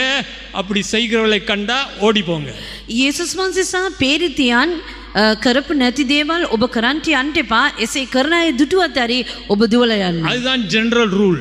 ඒක තමයි සාමාන්‍ය නීතිය. பைபிள் ஒரு இடத்திலேயாவது பவுல் அப்போஸ்தலனோ பேதுருவோ பிலிப்போ எந்த அப்போஸ்தலனோ கையை வச்சான் ஜனங்கள் கீழே விழுந்தார்கள் இல்லவே இல்லை. බයිබලයේ කොයිවත් පේදුරු අපෝස්තලන් පවුල් කොයිවත් සෙනග මත අත තැබුවා, සෙනග බිම වැටුණා කියලා කොහෙවත් නැහැ. அவர்கள் சொல்லுகிற வார்த்தை என்ன தெரியுமா? ඔවුන් කියන වචනේ කුමක්ද කියලා දන්නවද? யோவான் 18 அதிகாரம் 3 வசனத்துல යෝවන් 18 වෙනි පරිච්ඡේදයේ 3 වෙනි පදය. யூதாஸ் போர்ச்சேவரின் கூட்டத்தையும் பிரதான ஆசாரியர் பரிசேயர் என்பவர்களால் அனுப்பப்பட்ட ஊழியக்காரையும் கூட்டிக் கொண்டு பந்தங்களோடும் தீவட்டிகளோடும் ஆயுதங்களோடும் அவ்விடத்துக்கு வந்தார்கள். யாரு? இயேசுவை இப்ப கைப்பற்ற வருகிறார்கள். යේසුස් වහන්සේව අල්ලා ගන්නට එනවා. எப்படி வருகிறார்கள்? කොහමද එන්නේ? பந்தங்களோடும் தீவட்டிகளோடும் ஆயுதங்களோடும். එබැවින් යුදාස් නායක පූජකයන්ද පරිසිවරුන්ද ඒවායේ කණ්ඩායම සහ සේවකයන් ලබාගෙන පහන්ද පන්දාම්ද ආයුධ ඇතුව එතනට ආවේය. இயேசு 4 அதிகாரத்தில் இயேசு தமக்கு நேரிட போகிற எல்லாவற்றையும் அறிந்து எதிர்கொண்டு போய் அவர்களை நோக்கி யாரை தேடுகிறீர்கள் என்று கேட்டார். යේසුස් වහන්සේ තමන් කෙරේ පැමිණෙන්නා වූ සියලු දේ දැන ඉදිරියට ගොස් නුඹලා කවරෙකු සොයන්න ඇදී ඔවුන්ගෙන් ඇසූසේක. யாரை பார்த்து கேட்கிறார்? කවුරුන් දෙස බලා අසනවද? பந்தங்களோடும் தீவட்டிகளோடும் ஆயுதங்களோடும் வருகிற ஜனங்களை பார்த்து கேட்கிறார். පහන් පන්දම් ආයුධ අරගෙන එන්නව සෙනග දෙස බලා උන්වහන්සේ අසනවා. அவருக்கு அவர்கள் பிரதியுத்தரமாக நசரேயனாகிய இயேசுவை தேடுகிறோம் என்றார்கள். ඔව් උන්වහන්සේට උත්තර දෙමින් නාසරේ යේසුස් වහන්සේ යේසුස් වයි කීවෝය. அதற்கு இயேசு நான் தான் என்றார். ඒ මමයි යේසුස් වහන්සේ ඔවුන්ට කීසේක. அவரை காட்டி கொடுத்த யூதாசும் அவர்களோட கூட நின்றான். උන්වහන්සේ පවා දුන්න යූදාස් ඔවුන් සමග සිටියේය. நான் தான் என்று அவர் அவரிடத்திலே சொன்ன உடனே அவர்கள் பின்னிட்டு தரையிலே விழுந்தார்கள். ඒ මමයි යේසුස් වහන්සේ ඔවුන්ට කී කල්ලි ඔව් පස්සට ගොස් බිම වැටුණේය. எனக்கு இருக்கிற கேள்வி இதுதான். මට තිබෙන ප්‍රශ්නේ මේකයි. பந்தங்களோடும் தீவட்டிகளோடும் ஆயுதங்களோடும் தன்னை காட்டி கொடுக்கிற யூதாசோடும் இயேசுவிடத்திலே வருகிறார்கள். පහන් පන්දම් ආයුධ තමන් පාවා දුනා පේදුරුස් සමග යේසුස් වහන්සේ වෙතට ආවා. இப்ப இயேசு நான் தான் என்று சொல்லுகிறார். යේසුස් වහන්සේ මමයි කියලා කියනවා. எல்லாரும் பின்னால தள்ளப்பட்டு கீழே விழுகிறார்கள். සීල දෙනා පස්සට ගිහලා බිම වැටෙනවා. முதல் கேள்வி, ප්‍රථම ප්‍රශ්නය. அப்படியானால் ஏன் விசுவாசிகள் விழுகிறாங்க? එසේනම් ඇයි ඇදහිලිවන්තයන් වැටෙන්නේ? நீங்க தீவட்டிகளோடும் ஆயுதங்களோடும் பந்தங்களோடும் வந்தீங்களா? ඔබ පන්දම් සමග ආයුධ සමග ආවාද? இல்ல. නැහැ. ஆனா விசுவாசிகள் விழுறாங்க. නුඹද ඇදහිලිවන්තයන් වැටෙනවා. அது ஏன்? ඒක ඇයි? அன்புள்ள சகோதர சகோதரிகளே, සිනිවන්ත සහෝදර இரண்டாவது கேள்வி, දෙවෙනි ප්‍රශ්නය. கீழே விழுந்தவன் எல்லாம் திருப்பி எழும்பி அவரை கைது செய்து கொண்டு போனான். බිම වැටුණු සියලු දෙනා නැගිටලා උන්වහන්සේව අත්අඩංගුවට අරගෙන ගෙන ගියා. அவன் எல்லாம் சீஷராயினான்னு சொல்லல. ඔවුන් ගෝලයන් කියලා කිව්වේ නැහැ. கீழே விழுந்தது உண்மை. බිම වැටුණ එක ஆனா සැබෑව. திருப்பி எழும்பி அவரை கைது பண்ணி கொண்டு போறாங்க. නුඹද ඔවුන් නැවත නැගිටලා උන්වහන්සේව අත්අඩංගුවට අරගෙන ගෙන යනවා. ஆனா சபையில ஏன் எல்லாம் கீழே விழுறாங்க? එහෙනම් සභාවේ සියලු දෙනා බිම எனக்கு වැටෙන්නේ. விளங்கல. මට තේරුනේ නැහැ. இந்தியாவிலே பிரபலமான ஒரு ஊழியக்காரன் அகஸ்டின் ஜெபகுமார் சொன்ன ஒரு கதை எனக்கு ஞாபகம் வருது. ඉන්දියාවේ ප්‍රසිද්ධ දේවදාසයෙක් වෙන අගස්ටින් ජෙබකුමාර් කිව්වා වචනයක් මට මතක් වෙනවා. பெனியின் இந்தியாவுக்கு வந்த பொழுது බෙනිහින් ඉන්දියා දේශයට ආපු විටදී குரூசேட் முடிஞ்ச பிறகு அவர் கொஞ்சம் ஜனங்களுக்கு ஜெபம் பண்ணார். ඒ ගෘසෙට් එක අවසානයේදී සෙනගට යාඥා කරා. பெரிய லைன் ஒன்று நிக்குது. විශාල පොලිමක් තිබුණා. இவரும் பார்த்து கொண்டு இருந்தாராம். මොහොත් බලාගෙන සිටියාලු.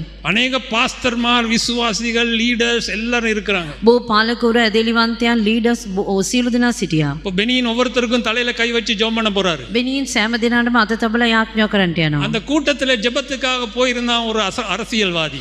ඒ යාඥාවේ යාඥාව සඳහා ගියා දේශපාලඥයෙක්. அவனுடைய பேர் எனக்கு ஞாபகத்துக்கு வருதில்லை. ඔහුගේ නම මට මතකයට එන්නේ නැහැ. மிகவும் மோசமான கொலை செய்கிற லஞ்சம் வாங்குகிற பேப்பர்ல எல்லாம் அவனை பற்றி வந்த மிகவும் மோசமான ஒரு அரசியல்வாதி போய் நிற்கிறான். එසේ ඔහු නපුරු අල්ලස් ගත්තා මිනිමරුවෙක් ඔහු අධර්මිෂ්ඨ පුද්ගලයෙක් ඒ පොලිමේ ගිහිල්ලා සිටගත්තා. இவருக்கு ரொம்ப சந்தோஷம். ඔහුට බොහෝ සතුටක්. அடே இந்த மாதிரி ஒரு மனுஷன் போய் நிற்கிறான், பெனிவின் கலையில கை வைக்க போறாரு, இவன் கீழே விழுந்து மனஸ்தாபப்பட்டு இயேசுவை ஏற்றுக்கொள்ள போகிறான், இந்த இடத்துல இருந்து மாறி போகிறான்னு இவருக்கு ரொம்ப சந்தோஷம். ඔහුට හරි සතුටක් ඇති වුණා. මේ වගේ පුද්ගලයෙක් මේ ස්ථානට ඇවිත් තිබෙනවා.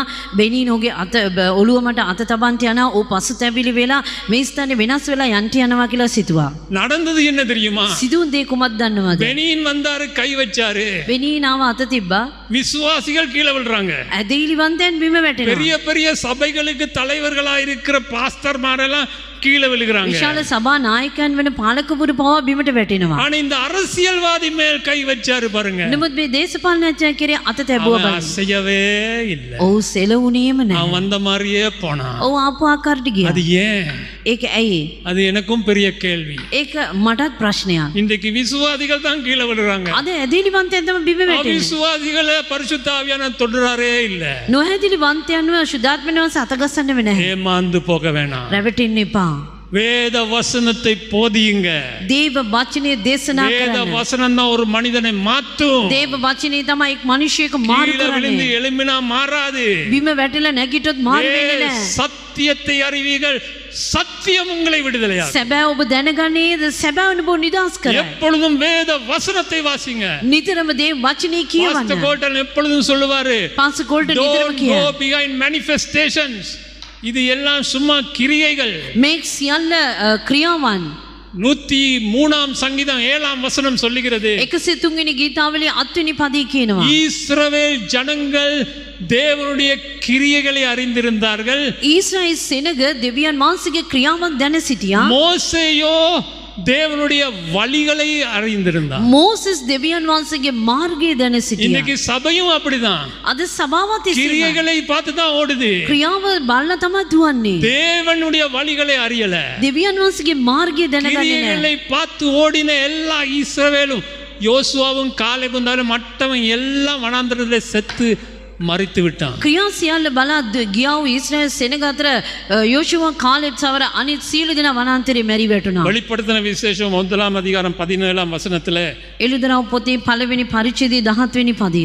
யோவான் அப்போஸ்தலன் சொல்லுகிறான், යෝහන් තුමා කියනවා, நான் அவரை கண்டது போது செத்தவனைப் போல அவருடைய பாதத்திலே விழுந்தேன். මම උන්වහන්සේ දුටු විට මල කෙනෙකු මෙන් උන්වහන්සේගේ පාමුල වැටුණෙමි. அவன் இயேசுவை கண்டான், ඔව් යේසුස් වහන්සේ දුටුවා. அவருடைய பாதத்திலே விழுந்தான், උන්වහන්සේගේ පාද පාමුල වැටුණා. செத்தவனைப் போல விழுந்தான். මරුණා වූ කෙනෙකු මෙන් இன்னைக்கு වැටුණා. சபையில பாஸ்டரை கண்டுட்டு கீழே விழுறாங்க. අද සභාවල පාලකවරුන් දැකලා බිම වැටෙනවා. சரி, அடுத்த காரியம் ඊළඟ කාරණේ, மிகவும் காமெடியான காரியம், මේක විහිළුදා දෙයක්, ஊதுறது. පිඹින එක. அது சொல்ல முந்தி நான் இன்னொரு காரியம் சொல்லணும். ඒක කියන්නේ ඉස්සර මම තවත් දෙයක් කියන්න. தலையில கை வச்சு கீழே விடுறதுக்கு நான் எதிர் அல்ல. ඔළුවේ අත තියලා බිම වැටෙන එකට මම I විරුද්ධකාරයෙක් am නෙවෙයි. not against that. මම ඒකට විරුද්ධ නැහැ. நான் நம்புறது என்னண்டா, මම විශ්වාස කරන්නේ කොහොමද නම්, பரிசுத்த ஆவியானவர் ஒருவனை கீழே தட்டி விட வேணுமானால் ශුද්ධ ආත්මෙන් වහන්සේ යම්කිසි කෙනෙක්ව බිමට තල්ලු කරන්න ඕනේ නැහැ. அவருக்கு போதருடைய உதவியோடையோ போதருடைய உதவி இல்லாமையே ஒருவனை கீழே தள்ளி விடலாம். ඒක පාලකවරුගේ උදව් ඇතුවත් උදව් නැතුවත් ශුද්ධාත්මෙන් වහන්සේ ඒ දේ කරන්න පුළුවන්. அவர் ஒருவரை கீழே தள்ளி விட வேண்டுமென்றால் அதுக்கு ஒரு காரணம் இருக்கும். උන්වහන්සේ යම්කිසි කෙනෙක්ගේ බිමට තල්ලු කරනවා නම් ඒකට කාරණාවක් තිබෙනවා. அவருக்கு அந்த மனிதனுக்குள்ள ஏதாவது ஆவிக்குரிய ஒரு காரியத்தை செய்வதற்காக பரிசுத்த ஆவியானவர் அவனை கீழே தள்ளி விடலாம். ඒ මනුෂ්‍යය තුළ යම්කිසි ආත්මික දෙයක් සිදු කරන්න පිණිස ආත්මයන් වහන්සේ ඔව්ව බිමට තල්ලු කරන්න ஆனால் පුළුවන්. முக்கியமான காரியம் என்ன தெரியுமா? නමුත් ඊට වැදගත් වූ දේ කොහොමද? பரிசுத்த ஆவியானவர் ஷோ காட்டுறவர் அல்ல. ශුද්ධාත්මයන් වහන්සේ ෂෝ පෙන්වන කෙනෙක් නෙවෙයි. ஆமென். ආමේන්. அவர் ஒரு மேஜிக் காட்டுறவர் அல்ல. උන්වහන්සේ මැජික් පෙන්වන කෙනෙක් பாரு, நான் නෙවෙයි. கை வைக்கிறேன் கீழே விழுறாங்க. බලන්න මම අත තබනවා බිම වැටෙනවා. அவர் ஷோ காட்டுறவர் அல்ல. උන්වහන්සේ ෂෝ පෙන්වන්නේ கோட்டை නැහැ. கழட்டி ஜனங்கள் மேல் வீசி ஜனங்கள் கீழே விழுறாங்க. ඔහුගේ කෝට් එක අරන් ජනතාව මැදේ දානවා, ජනතාව බිම நேற்று වැටෙනවා. ராத்திரி நான் ஒரு வீடியோ பார்த்தேன். ඊයේ රාත්‍රියේ මම වීඩියෝ එකක් நான் බැලුවා. சொன்ன மாதிரி இந்த ஹோலி வாட்டர் ஒரு ஸ்ப்ரே பாட்டில்ல போட்டு அவர் ஸ்ப்ரே பண்றாரு. ඒ ශුද්ධ වතුර ඒ ස්ප්‍රේ එක දාලා ස්ප්‍රේ කරනවා. பொம்பளைல எல்லாம் அந்த பட்ட உடனே கீழே அப்படி தள்ளி உருண்டு ஓடுறாங்க. ස්ත්‍රී පක්ෂයන් සියලු දෙනා වතුර වැදුන ගමන් බිම වැටිලා எல்லாம் දුවනවා. பொம்பளை தான் விழுறாங்க. ස්ත්‍රී පක්ෂය තමයි වැඩි වැටෙන්නේ. 90% இதுக்கெல்லாம் ஏமாந்து போறது பொம்பளை. 99%ක් රැවටෙන්නම ගැහණු පක්ෂය තමයි. அதுதான் பேதுரு சொல்லுகிறான், ඒ නිසා තමයි පේදුරුස්මා කියන්නේ பலவீனமான பாண்டங்கள். බෙලහීන භාජන. புருஷர்கிட்ட சொல்ல கொஞ்சம் கவனமா பார்த்துக்கொள்ளு, இதெல்லாம் பலவீனமான பாண்டங்கள். පුරුෂයාට කියන්නනේ ප්‍රවේශයෙන් බලාගන්න මේ සියල්ල බෙලහීන சபையில පාණ්ඩ. நடக்கிறதுல ஏமாந்து போறது பொம்பளை தான். මේ සභාවේ භාගයට රැවටෙන්නේ ගැහණු පක්ෂය. அவர் சென்ட் அடிக்கிற மாதிரி அடிக்கிறாரு, ஜனங்க பொம்பளை கீழே விழுறாங்க. ඔහු සෙන්ට් එක ගෑවගේ ගානවා, ස්ත්‍රී அன்புள்ள පක්ෂය බිම சகோதர වැටෙනවා. சகோதரிகளே, வேத வசனம் தெரியாத ஜனங்கள், සිනමද සහෝදර සහෝදරයෝ දේවචනේ නොදන්නා උසෙනගා. பரிசுத்த ஆவியானவர் ஒருவனுடைய வாழ்க்கையில ஏதாவது ஒரு மாற்றத்தை கொண்டு வர வேண்டுமானால் அல்லது ஒரு ஆவிக்குரிய காரியத்தை செய்ய வேண்டுமானால் அவனை கீழே தள்ளலாம், உருளலாம், என்னமும் செய்யலாம். ශුද්ධාත්මනස යම්කිසි මනුෂ්‍යය තුළ වෙනස් වීමක් යම්කිසි දෙයක් සිදු කරන්නට ඕනේ නම් උන්වහන්සේ ඔහුව බිමට තල්ලු කරනවා, හැම දෙයක්ම කරනවා. ஆனால் அவர் ஷோ காட்டுறவர் அல்ல. නමුත් ඒක දර්ශනයක් පෙන්වන්නට නෙව. சரி, அடுத்தது ඊළඟට ஊதுறது. පිඹින එක. எத்தனை அப்போஸ்தலர்கள் ஊதி ஊதி ஊதி ஊதி போனாங்க? කොච්චර පේරිතවරු පිඹ පිඹ ගියාද? ஒருத்தனும் இல்ல. කිසිම කෙනෙක් නැහැ. ஒரு அப்போஸ்தலனும் செய்யல. එක පේරිතවරෙක්වත් කරේ නැහැ. இதை எப்படி புரட்டுவாங்க தெரியுதானே? මේක කෙසේද උන් පෙරලන්නේ කියලා දන්නවද? யோவான் 20 அதிகாரத்தில் ஒரு சம்பவம் இருக்கு. යෝහන් 20 වෙනි පරිච්ඡේදයේ සිදුවීමක් තිබෙනවා. இப்ப இயேசு மரித்து உயிர் தெழுந்துட்டாரு. යේසුස් වහන්සේ මැරිලා මලුන්ගෙන් නැගිට්ටා. சீஷர் எல்லாம் யூதருக்கு பயந்து ஒரு அறையில லாக் பண்ணிட்டு உள்ளுக்கு இருக்கிறாங்க. යුදවරුන්ට බයව ගෝලයන් එක කාමරයක එක ලොක් කරගෙන ඉන්නවා. திடீர்னு இயேசு நடுவுல வந்து நிக்கிறாரு. විගස යේසුස් වහන්සේ ඒ අසලට ඇවිල්ලා සිටියා. அவருக்கு நடுவுல வந்து உங்களுக்கு சமாதானம் என்றார். උන්වහන්සේ උන් මැද සිට උන්ට සමාදානය වේවා කියලා කිව්වා. 20 வசனத்தை அப்படி சொல்லி தம்முடைய கைகளையும் விலாவையும் அவர்களுக்கு காண்பித்தார். 20 වෙනි පදයේ එසේ කියා උන්වහන්සේ තමන්ගේ අද්ද ලෑද ඔවුන්ට දැක්වුවේය. சீஷர்கள் கர்த்தரை கண்ட உடனே சந்தோஷப்பட்டார்கள். ගෝලයන් ස්වාමීන් වහන්සේ දැක සන්තෝෂ වූ. திருப்பியும் 21ஆம் வசனத்திலே திருப்பி உங்களுக்கு சமாதானம் உண்டாவதாக என்று சொல்லுகிறார். යේසුස් වහන්සේ නුඹට සමාදාන වේවා කියලා 21 වෙනි පදේ නැවත කියනවා. அதன் பின்ன என்ன சொல்றாரு? ඉන්පසු උන්වහන්සේ කුමක්ද කියන්නේ? இதா என்னை அனுப்பினது போல நானும் உங்களை அனுப்புகிறேன் පියාණන් වහන්සේ මා එව්වාක් මෙන් මම නුඹලා යවමි என்று කීසේ. சொல்லி එසේ කියා அவர்கள் மேல் ஊதி ඔවුන් දෙසට උස්ම හෙලා பரிசுத்த ஆவியை பெற்றுக்கொள்ளுங்கள். ශුද්ධාත්මයෙන් පිළිගනිල්ලා. எவருடைய பாவங்களை மன்னிக்கிறீர்களோ அவைகள் மன்னிக்கப்படும், எவருடைய பாவங்கள் மன்னியாதிருக்கிறீர்களோ அது மன்னிக்கப்படாது. යමෙකුගේ පව් නුඹලා කමා කර වූද ඒවා ඔවුන්ට කමා කරනු ලැබේ. යමෙකුගේ පව් නුඹලාට කමා නොකර වූද ඒවා කමා නොකර ලැබේ උන්ට කීසේක. இந்த இயேசு அவர்கள் மேல் ஊதினார் என்கிற வார்த்தையை மாத்திரம் தான் எடுத்துக்கொள்வாங்க. යේසුස් වහන්සේ උට පිම්බා කියන වචනේ විතරයි ඔවුන් අල්ලගන්නේ. அதுக்கு முந்தின வசனத்தையும் பிந்தின வசனத்தையும் பார்க்க மாட்டாங்க. ඊට ඉස්සර තිබෙන වචනේ පස්සේ තිබෙන වචනේ බලන්නේ නැහැ. ஆங்கிலத்திலே சொல்லுவார்கள், ඉංග්‍රීසියෙන් කියයි you must not take a text out of a context. டெக்ஸ்ட்டை எடுத்தா கான்டெக்ஸ்ட்ல டெக்ஸ்ட் எடுத்தா கொன்னா வந்துடும். கொன்னுனா பொய். කොන් කියන්නේ බොරුව. ඒ කියන්නේ වචනේ වචනේ විතරක් ගත්තොත් சந்தர்ப்பத்தை பார்க்கணும், வசனத்தை மாத்திரம் பார்க்க கூடாது. වාතාවරණය විතරක් බලන්න ඕනේ, වචනේ විතරක් බලන්න නරකයි. எப்பொழுதும் வேதத்தை படிக்கும் பொழுது நீங்க ஒரு வாக்குத்தத்தத்தை பார்த்தாலும் கூட அந்த வாக்குத்தத்துக்கு முன்னுக்கும் பின்னுக்கும் கொஞ்சம் வாசித்து பாருங்க. அந்த வாக்குத்தத்தத்துடைய நிபந்தனை இருக்கும். ඒ ඔබ වචනේ කියන විටදී ඉස්සරහටත් පස්සටත් ඔබ කියව බලන්න ඒ වචනේට යුතු නිබන්ධන තිබෙනවා. அந்த நிபந்தனைகளை நிறைவேற்றினா தான் அந்த வாக்குத்தத்தம் பலிக்கும். ඒ කොන්දේසි ඔබ ස්ථිර කරොත් තමයි ඒ වචනේ ඔබට පූර්ණ වෙන්නේ. இயேசு ஊதுறதுக்கு முதல்ல என்ன சொல்லுகிறாரு? යේසුස් වහන්සේ පිමින්න ඉස්සෙල්ලා මොනවද කියන්නේ? பிதா என்னை அனுப்பினது போல நான் உங்களை அனுப்புகிறேன். පියාණන් වහන්සේ මා ඒ ආකාරයෙන් නුඹලාව යවමි. அப்ப அவர்களை ஊழியத்துக்கு ஏற்படுத்துகிறார். එසේනම් ඔවුන් සේවයට සූදානම් කරනවා. அதன் மேல் அதன் பிறகு ஊதி பரிசுத்த ஆவியை பெற்றுக்கொள்ளுங்கள் என்று சொல்லி ඔව් මත උස්ම එලා ශුද්ධාත්ම වහන්සේ ලබා ගන්න කියලා நீங்கள் யார் பாவங்களை மன்னிக்கிறீங்களோ அது மன்னிக்க. அதுக்கு அர்த்தம் என்ன? ඔබ කාගේ කමා කරන ලබනවාද කියන්න එකට අර්ථය කුමක්ද? நீங்க போய் யாருக்கு பாவ மன்னிப்பை பற்றி பிரசங்கம் பண்ணுறீர்களோ அவருடைய பாவம் மன்னிக்கப்படும். ඔබ ගොස් කාටද පාප කමාව ගැන දේශනා කරනවාද ඔවුන්ගේ පාප සියල්ල කමා කරනු ලබනවා. நீங்க அதை பிரசங்கம் பண்ணாட்டி அவருடைய பாவம் மன்னிக்கப்படாது. ඔවුන්ට ඔබ දේශනා කරේ නැත්නම් ඔවුන්ගේ පාප කමා කරනු ලබන්නේ නැහැ. இயேசு ஊதுனோன்னு ஒருத்தனும் கீழே விழுந்தான்னு எழுதல.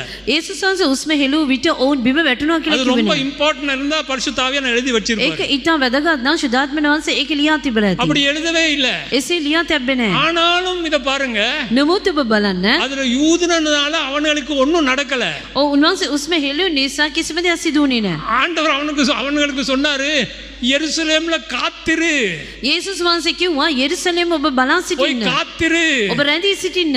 அந்த 10 நாட்கள் மேலறையில காத்திருந்த பிறகுதான் ඒ දවස් 10ක් උඩුමහල්ලේ ඔවුන් රැස්ව සිටින් නිසා பரிசுத்த ஆவியானவர் இறங்கி வந்து ශුද්ධාත්ම වහන්සේ බැස ඇවිල්ලා இவர்கள் பலன் அடைந்து ඔවුන් බලය ලබාගෙන சாட்சிகளாக மாறி සාක්ෂිකාරව ගිහින් முதல் பிரசங்கத்திலே பேதுருடைய முதல் பிரசங்கத்திலே 3000 பேர் சபைக்குள்ள வந்தாங்க. පේතුරුස්ගේ ප්‍රථම දේශනාවෙන් 3000 සභාවට පැමිණියා. இத வச்சிட்டு මේක තියාගෙන இன்னைக்கு சபையில எல்லாம் ஊதுறாங்க. අද සභාවේ සියල්ල என்ன පිඹිනවා. நடக்குது? இருக்கிற பாக்டீரியா வைரஸ் எல்லாம் கொடுக்கறாங்க.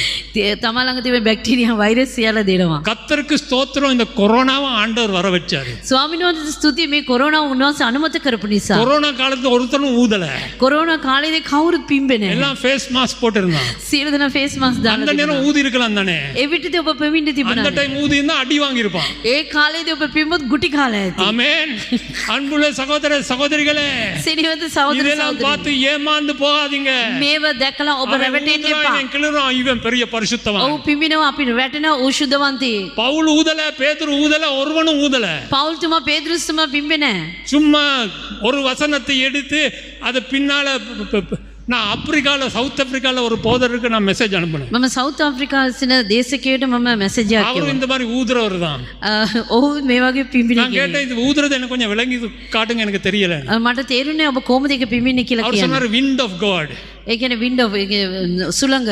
நான் திருப்பி கேட்டேன், எனக்கு விளங்கல சொல்லுங்க. ඔබ කියන්නකො මට තේරුනේ திருப்பி නැහැ. அனுப்புனார் wind of God. wind of God කියලා එව්වා. மூன்றாவது முறை கேட்டேன், තුන්වෙනි වතාවක් කිව්වා. wind of God. wind of God කියලා. நாலாவது முறை சொன்னேன், wind of God, wind of சொல்றேன், எனக்கு விளங்குது இல்ல, சரியா சொல்லுன்னு. මම නැවත නැවත ඇසුවා මට තේරුන්නේ ආයි කියන්න කියලා කිව්වා. அவர் சொன்னார் என்ன தெரியுமா? ඔව් කුමක්ද දන්නවද? இஸ்ரவேல் ஜனங்கள் ඊශ්‍රායෙල් සෙනග எகிப்தில் இருந்து வெளியே வரும் பொழுது, මිස්රයෙන් එළියට එන විටදී சுவந்த சமுத்திரத்தை கடக்கும் பொழுது රතු මුහුද දෙබෑ කරද්දී ஆண்டவர் ஊதினார். දෙවියන් වහන්සේ පිම්බා சமுத்திரம் ரெண்டாம் பிளந்துச்சு. ඒ රතු මුහුද දෙබෑ වුණා. நான் சொன்ன அட பாவி, පෞකාරයා சமுத்திரத்துக்கு மேல ஊதி சமுத்திரத்தை பிளந்து இஸ்ரவேல் ஜனங்களை தப்ப வச்சு எகிப்தியரை அங்கே கொண்டு போட்டாரு. நீ ஏன் சபையில ஊதுற? ඊශ්‍රායෙල් සෙනගේ රතු මුහුදේ ගෙනල්ලා බේරලා මිස්ර සේනාව විනාශ කරා. නුඹ ඇයි සභාවේ පිබින්නේ? அதுக்கு ஒரு மெசேஜே காணோம். ඉන් පසු මැසේජ් නෑ. ஏமாந்து போக வேணாம். ඔබ රැවටෙන්න එපා. இவ்வளவு சொல்லியும் මෙච්චර කියලා நான் சொல்லுவேன், මම කියන්නම්. நான் ஊதுறதுக்கு எதிர் அல்ல. මම උස්ම හෙලීම පිඹීමට சில විරුද්ධකාරයෙක් නෙවෙයි. நேரங்கள்ல ஆண்டவர் ஜனங்களுக்காக ஜெபம் பண்ணி கொண்டு இருக்கும் பொழுது ஆண்டவர் சொல்லலாம், இவன் மேல ஊது. සමහර විට සෙනග වෙනුවෙන් යාඥා කරන සිටින විටදී දෙවියන් වහන්සේ කියන්න පුළුවන් පිඹින්න කියලා. அவன் ஊழியத்தை அவனுக்கு ஆயத்தப்படுத்த, அதாவது ஆவிக்குரிய ஏதாவது ஒரு காரியத்தை செய்வதற்கு அவனை ஆயத்தப்படுத்த அவன் மேல் ஊதுன்னு ஆண்டவர் சொல்லலாம். ආත්මික දෙයක් කරන පිණිස ආත්මික සේවාවට සූදානම් කරන පිණිස දෙවියන් වහන්සේ සමහර විට කියන්න පුළුවන් ඕන් මත පිඹින්න කියලා. அப்படி ஊதி அவன் கீழே விழுந்தாலும் குதிச்சாலும் புரண்டாலும் பரவாயில்ல, அது பரிசுத்த ஆவியான அவனுக்குள்ள செய்கிற ஒரு காரியம். එවිටදී පිඹිලා ඔව් වැටුණත් මොනා කරත් ඒක කමක් නැහැ. ශුද්ධාත්මයන් වහන්සේ ඒක බලාගනි. ஆனா நான் சொன்னது போல නමුත් මම කිව්ව ආකාරයට பரிசுத்த ஆவியானவர் ஷோ காட்டுறவர் அல்ல. ශුද්ධාත්මයන් වහන්සේ ෂෝ පෙන්වන කෙනෙක් නෙවෙයි. ஃபூ ஃபூ ஃபூ ஃபூ எல்லாம் கீழே விழுந்து ஷோ காட்டுறவர் அல்ல. එහෙම පිඹිලා බිම වැටෙන්න මම ෂෝ පෙන්වනවා කියන්නේ. ஆவிக்குரிய காரியங்கள். මේ සියල්ල ආත්මික දේවල්. ஏமாந்து போக வேண்டாம். රැවටෙන්න එපා. அன்புள்ள சகோதர சகோதரிகளே, සිනිවද සහෝදර நேரம் සහෝදරියනි. போது நான் முடிக்கணும். වෙලාව යනවා මම අවසන් කරන්න. கடைசியாக சபைகளிலே අවසාන වශයෙන් සභාවල நடக்கிற பெரிய கூத்து, සිදුවෙන ලොකු සෙල්ලම மணி, වෙලා பணம். මුදල්. இன்றைக்கு சுவிசேஷமே பணத்துல தான் இருக்கு. අද සුභාරංචිය මුදල් මත රැඳී இன்னைக்கு තිබෙනවා. இயேசு கிறிஸ்துவே பணத்துல தான் இருக்கிறார். අද යේසුස් වහන්සේම මුදල් මත තමයි සිටින්නේ. மத்தேயு 6 அதிகாரம் 24 வசனம், මතෙව් 6 වෙනි පරිච්ඡේදය இதே 24 වෙනි வசனம் පදය. லூக்கா 16 அதிகாரத்திலேயும் உண்டு. මේ පදේම ලූක් 17 වෙනි පදයේ ஆண்டவர் තිබෙනවා. சொல்லுகிறார், ස්වාමීන් වහන්සේ කියනවා ரெண்டு எஜமான்களுக்கு ஊழியம் செய்ய ஒருவனாலும் கூடாது. ස්වාමිවරු දෙදෙනෙකුට සේවය කරන්නට කාටවත් බැරිය. ஒருவனை பகைத்து மற்றவனை சிநேகிப்பான், அல்லது ஒருவனை பற்றி கொண்டு மற்றவனை அசட்டை பண்ணுவான். මක්නිසාද ඔහු එක්කෙනෙකුට වෛර වී අනික් අයට ප්‍රිය වන්නේය. නොත් එක්කෙනෙකුට ඇලුම් වී අනිත් අයට එලා දකින්නේය. தேவனுக்கும் உலக பொருளுக்கும் ஊழியம் செய்ய முடியாது. දෙවියන් වහන්සේට සහ වස්තුවට සේවය කරන්න නුඹලාට නුපුළුවන. இந்த தமிழ் பைபிள்ல உலக பொருள் என்று இருக்குது. මේ ලෝකේ වස්තු කියලා සිංහල බයිබලයේ තිබෙනවා. சில ஆங்கில பைபிள்ல மணி என்று இருக்குது. සමහර ඉංග්‍රීසි බයිබලයේ මුදල් කියලා ஆனா තිබෙනවා. கிங் ஜேம்ஸ் போன்ற அந்த இதுகளில் பார்த்தீங்கன்னா மெமன் என்று இருக்கு. කිං ජේම්ස් කියනවා ඒ බයිබලයේ කියලා බැලුවොත් නමන් කියලා තියෙනවා. இந்த மெமன் என்கிறத பற்றி நான் கொஞ்சம் ஆராய்ச்சி பண்ணேன். මේ මැමන් කියන දේ මම ඒක පරීක්ෂා කරා. அதுக்கு கிரேக்க வார்த்தை என்னவென்றால் ඒක ග්‍රීක වචනේ කුමක්ද නම් மமோனாஸ். මමෝනස්.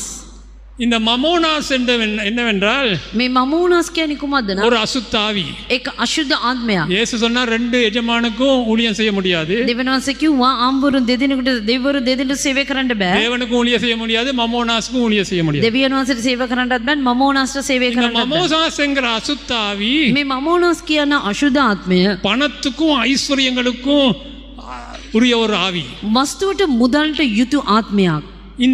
இந்த ஆவி මේ ආත්මය பணக்காரரையும் பிடிச்சுக்கொள்ளும், எளிய மக்களையும் பிடிச்சுக்கொள்ளும். වස්කාරය ධනවතාවත් අල්ලගනි, දුප්පතාවත් අල්ලගනි. இந்த ஆவிக்கு என்ன வேணும் தெரியுமா? මේ ආත්මයට කුමක්ද ඕනි කියලා දන්නවද? ஜனங்களுக்குள்ளே ஒரு பணத்தின் மேல் ஆசை அல்லது ஒரு பணத்தின் மேல் ஒரு தேவை, ஒரு வைராக்கியத்தை உண்டு பண்றது. ஏனென்றால் தேவனை விசுவாசிக்காமல் பணத்தையே விசுவாசிக்க. සිනකට මුදල් කෙරේ ආසාවක්, ඇලුම්කමක්, ඇදීමක් ඇති කරන්න ඕනේ. ඇයිද නම් ඔහුට දෙවියන් වහන්සේ කෙරේ ඇති ඇදහිල්ල නැති කිරීමට. பாருங்க, பணக்காரன் கொஞ்சம் பணம் சேகரிச்ச உடனே அவனுக்கு ஒரு ஆசை வருது, இன்னும் சேகரிக்கும்.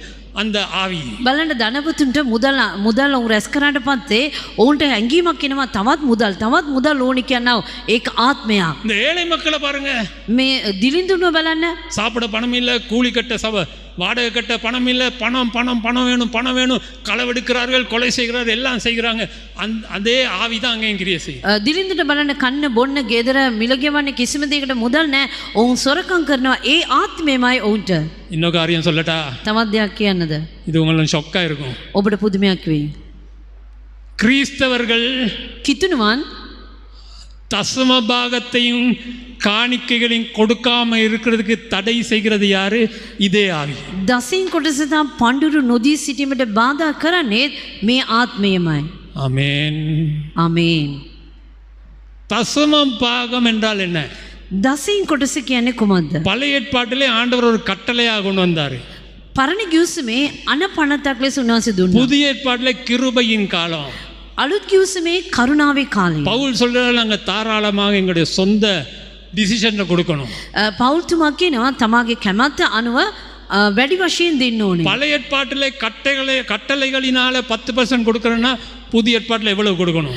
පරණ ගිවිසුමේ අනපනත් ලෙස දසෙන් කොටසක් දෙනවා නම් අලුත් ගිවිසුමේ කරුණාව කාලයේ කොච්චරක් දෙන්න ஆனால் ඕනේ? ஒரு புது கிறிஸ்தவன் தொடக்கத்திலே ஒரு 10% கொடுத்துட்டு வரலாம். අලුත් ඇදීලි වන්තේ පටන් ගැනීමේ දසෙන් කොටසක් දෙන්න පුළුවන්. ஆனால் 10, 15, 20, 25 வருஷம் கிறிஸ்தவராக இருக்க எருவ மாடுகள் இன்னும் 10% தான் கொடுத்து கொண்டு இருந்ததுன்னா அது என்ன கேவலம்? 15 20 30ක් ඇතුළත සිටිනා කිතුණුවන් තවත් දසෙන් කොටස විතරක් දෙනවා නම් ඔවුන් කුමන කිතුණුවෙක්ද? நான் சொல்றதெல்லாம் சொல்ல மாட்டேங்கிறீங்க. அன்புள்ள சகோதர சகோதரிகளே, සිනහද සහෝදර සහෝදරියනි. அதுதான் கிறிஸ்தவர்களுடைய வாழ்க்கையிலே ஆசீர்வாதம் இல்லை. ඒක තමයි කිතුණුවන්ගේ ජීවිතයේ ආශිර්වාදය නැත්තේ. இது என்னன்னா ஒரு டிசிப்ளின்.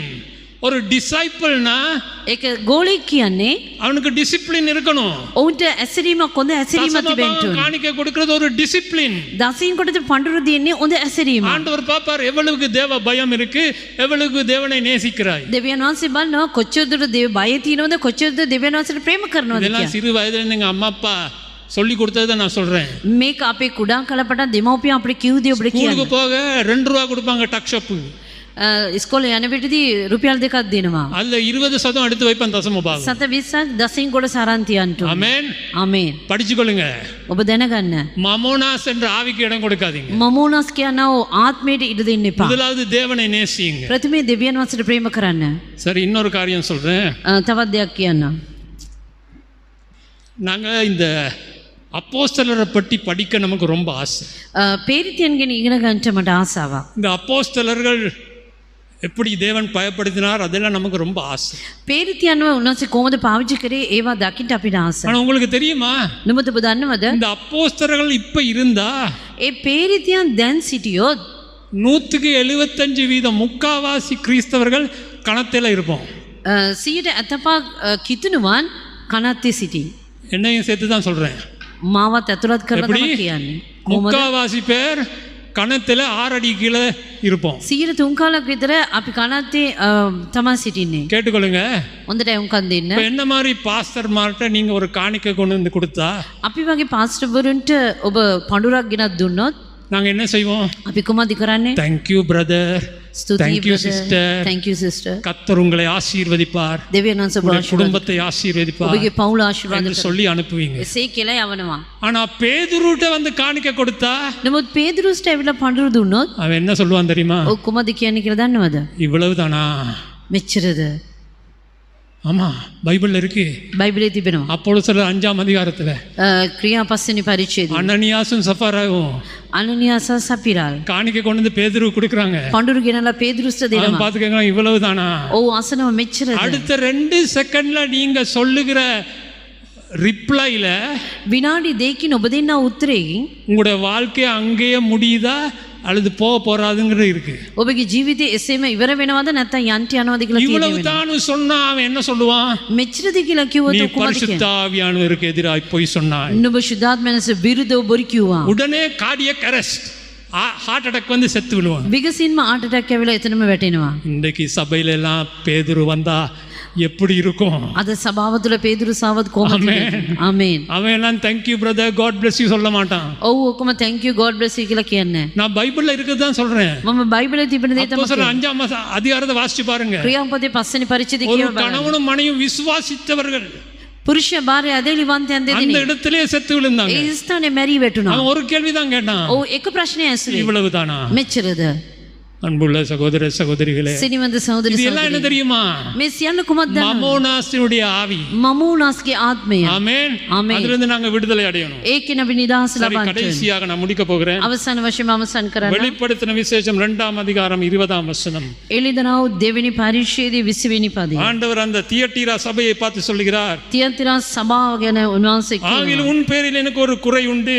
නුඹට විරුද්ධමට කාරණාවක් මට ඇත්තේ. என்னவெனில் தன்னை தீர்க்கதரிசி என்று சொல்லுகிற யேசபேல் என்னும் ஸ்திரியானவள் என்னுடைய ஊழியக்காரர் வேசித்தனம் பண்ணவும் விக்கிரகங்களை ஆராதிக்கவும் செய்கிறார். එනම් තමාගේ අනාගත වක්ත්‍රිය කියයි කියා ගන්නා වූ ස්ත්‍රී වෙන යෙෂබෙල්ට නුඹ අවකාශය දුන්නේ ඇය වනායේ වෛශ්‍යකම් කරන්න. வசனத்தை வாசிச்சா கவனமா வாசிங்க.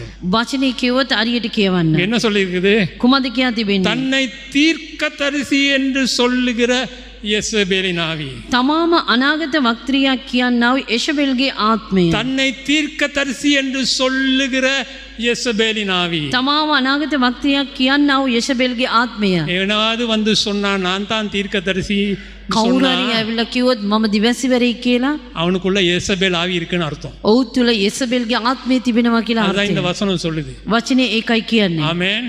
ආමේන්. வாசிச்சு பாருங்க, நான் பொய் சொல்றேனா இல்லையா? මම බොරු කියනව නැද්ද කියලා කියව බලන්න. எவன் நான் தீர்க்கதரிசி வந்து சொல்றானோ කවුද මම අනාගත වක්තෘ කෙනෙක් කියලා කියනවද? அவனுக்குள்ள ඔහු තුල யேசபேலின் ஆவி. යෙසබෙල්ගේ ආත්මය. சரி, அது நான் முடிக்கிறேன். இன்னும் நிறைய இருக்கு, நான் சொல்ல டைம் இல்லை. මට වෙලාවක් නැහැ කියන්න. அன்புள்ள சகோதர சகோதரிகளே, සිනිවද සහෝදර பாடல் குழுவினர், நான் முதல்ல சொன்ன மாதிரி මම ප්‍රථමයෙන් කිව්ව ආකාරයට தேவனுடைய வசனத்துல இருக்கணும், දෙවියන් වහන්සේගේ වචනේ තිබෙන්න ඕනේ. ஜெபத்துல தரித்து இருக்கணும், යාඥාවේ රැඳී සිටින්න. ஆவியிலே நிரம்பி இருக்கணும். ආත්මයෙන් පූර්ණව සිටින්න. கள்ள தீர்க்கதரிசிகள் ஒரு கள்ள கூட்டம் சபைகளை வஞ்சித்து கொண்டிருக்கிறது. බොරු දිවැසිවරු බොරු පුරපොතවරු සභාවල් වංචාවට මුලාවට පත් වෙනවා. லட்சக்கணக்கான பணம், கார், வீடு கொடுத்து பாஸ்டர்மார்களை வாங்குகிறார்கள். ලක්ෂ ගණන් මුදල් වාහන නිවාස දීලා පාලකවරුන්ට මිලයට ගන්නවා. அப்படியானால் விசுவாசிகள் எம்மாத்திரம்? එසේනම් ඇදීලිවන්තයන් கவனமா කොපමණ දුරද? கேட்டுக்கொள்ளுங்க. අවධානය අස්සන්න. இதுக்கெல்லாம் ஒரே ஒரு அறிகுறி என்ன தெரியுமா? මේකට හැම දෙයකටම කාරණේ இயேசு කුමක්ද? வரப்போகிறார். යේසුස් වහන්සේ එන්න යනවා. இயேசு வரப்போகிறார். යේසුස් වහන්සේ එන්න යනවා. இயேசு சொன்ன மிகவும் பயங்கரமான ஒரு காரியம் என்ன தெரியுமா? දෙවියන් වහන්සේ දුනෝ භයානක දේ කුමක්ද දන්නවද? நித்திய ஜீவனுக்கு போற பாதை மிகவும் ஒடுக்கமான பாதை. கொஞ்சம் பேர் தான் போறாங்க. සදාකාල ජීවනයට යන්නව මාර්ගය ඊටාම පටුය කුඩා දෙනෙක් තමයි ඒකේ යන්න ஆனால் පුළුවන්. அழிவுக்கு போற பாதையோ விசாலமானது, அநேகர் அதுல போறாங்க. නමුත් විනාශයට යන්නව මාර්ගයේ විශාලය බොහෝ දෙනෙක් ඒ තුල යන්න පුළුවන්. நீங்க சின்ன கூட்டத்திலயா பெரிய கூட்டத்திலயா? ඔබ කුඩා කණ්ඩායමද ලොකු இந்த කණ්ඩායමද? மட்டக்குழிய சபையில இருக்கிறவங்க எல்லாரும் அந்த சின்ன கூட்டத்துல போகணும். මේ මටකුලි සභාවේ සිටින සිටින ඒ පටු මාර්ගයේ යන්න அந்த ඕනේ. சின்ன கூட்டத்துல எல்லாரும் சிலுவையை கழுத்துல தொங்க விட்டிருக்க மாட்டாங்க, சிலுவையை சுமந்து கொண்டு போவாங்க. ඒ කුඩා මාර්ගයේ යන්න කුඩා සෙනග කුරුසේ කරේ දාගෙන ඉන්න ඔව් උස්සනාගෙන යනවා. வேத வசனத்தை வாசித்து தியானிங்க. දේව වචනේ කියවා මෙනෙහි කරන්න. பரிசுத்த ஆவியானவர் ஒவ்வொரு எழுத்தா உங்களுக்கு எக்ஸ்பிளைன் பண்ணி கொடுப்பாரு. ශුද්ධාත්මයන් වහන්සේ වචනයෙන් වචනයට ඔබට පැහැදිලි කරේ. ஜெபத்துல தரித்திருங்க.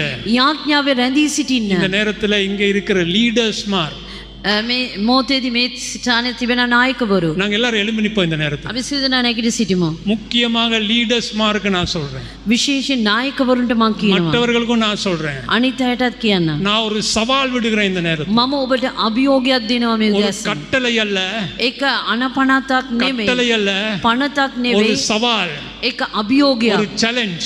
ඒක අභියෝගයක්. இன்றையில இருந்து අද පටන් ஒவ்வொரு நாளும் හැම දවසෙම ஒரு மணித்தியாலமாவது පැයක්වත් அந்நிய பாஷையில பேசி ஜெபம் பண்ணணும். අන්‍ය භාෂාවෙන් කතා කොට சும்மா යාඥා කරන්න. அம்மாவுக்காக, அப்பாவுக்காக, கணவனுக்காக, மனைவிக்காக, பூனைக்குட்டிக்காக, நாய்க்குட்டியாக பண்ற ஜெபம் அல்ல. අම්මා තාත්තා නෑදෑ ඉතින් පුසට බල්ලන්ට කරන යාඥාව නෙවෙයි. ஜெப அறைக்குள்ள போங்க, යාඥා කාමරය තුලට යන්න. எல்லாம் வைங்க ஒரு மணித்தியாலத்துக்கு. එලාම එක තියන්න அந்த පැයකට. எல்லாம் அடிச்சு முடியும் வரைக்கும் ඒ එලාම එක ගාලා අවසන් වෙන තාක්කල් அந்நிய பாஷையில ஜெபம் பண்ணுங்க. අන්‍ය භාෂාවෙන් යාඥා ஒரு කරන්න. 3 மாசம் செஞ்சு பாருங்க.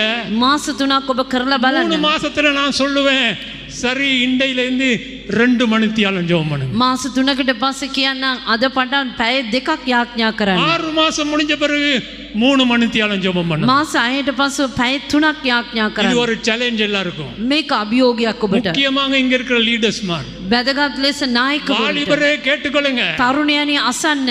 ஜெபம் பண்ணி பாருங்க. යාඥා කළ බලන්න. 1 மணித்தியாலம் எப்படி போகுதுன்னு தெரியாது. පැයක් කොහම යනවද කියලා දන්නේ නැහැ. நீங்களே ஆச்சரியப்படுவீங்க. ඔබම පුදුමටපත් වෙයි.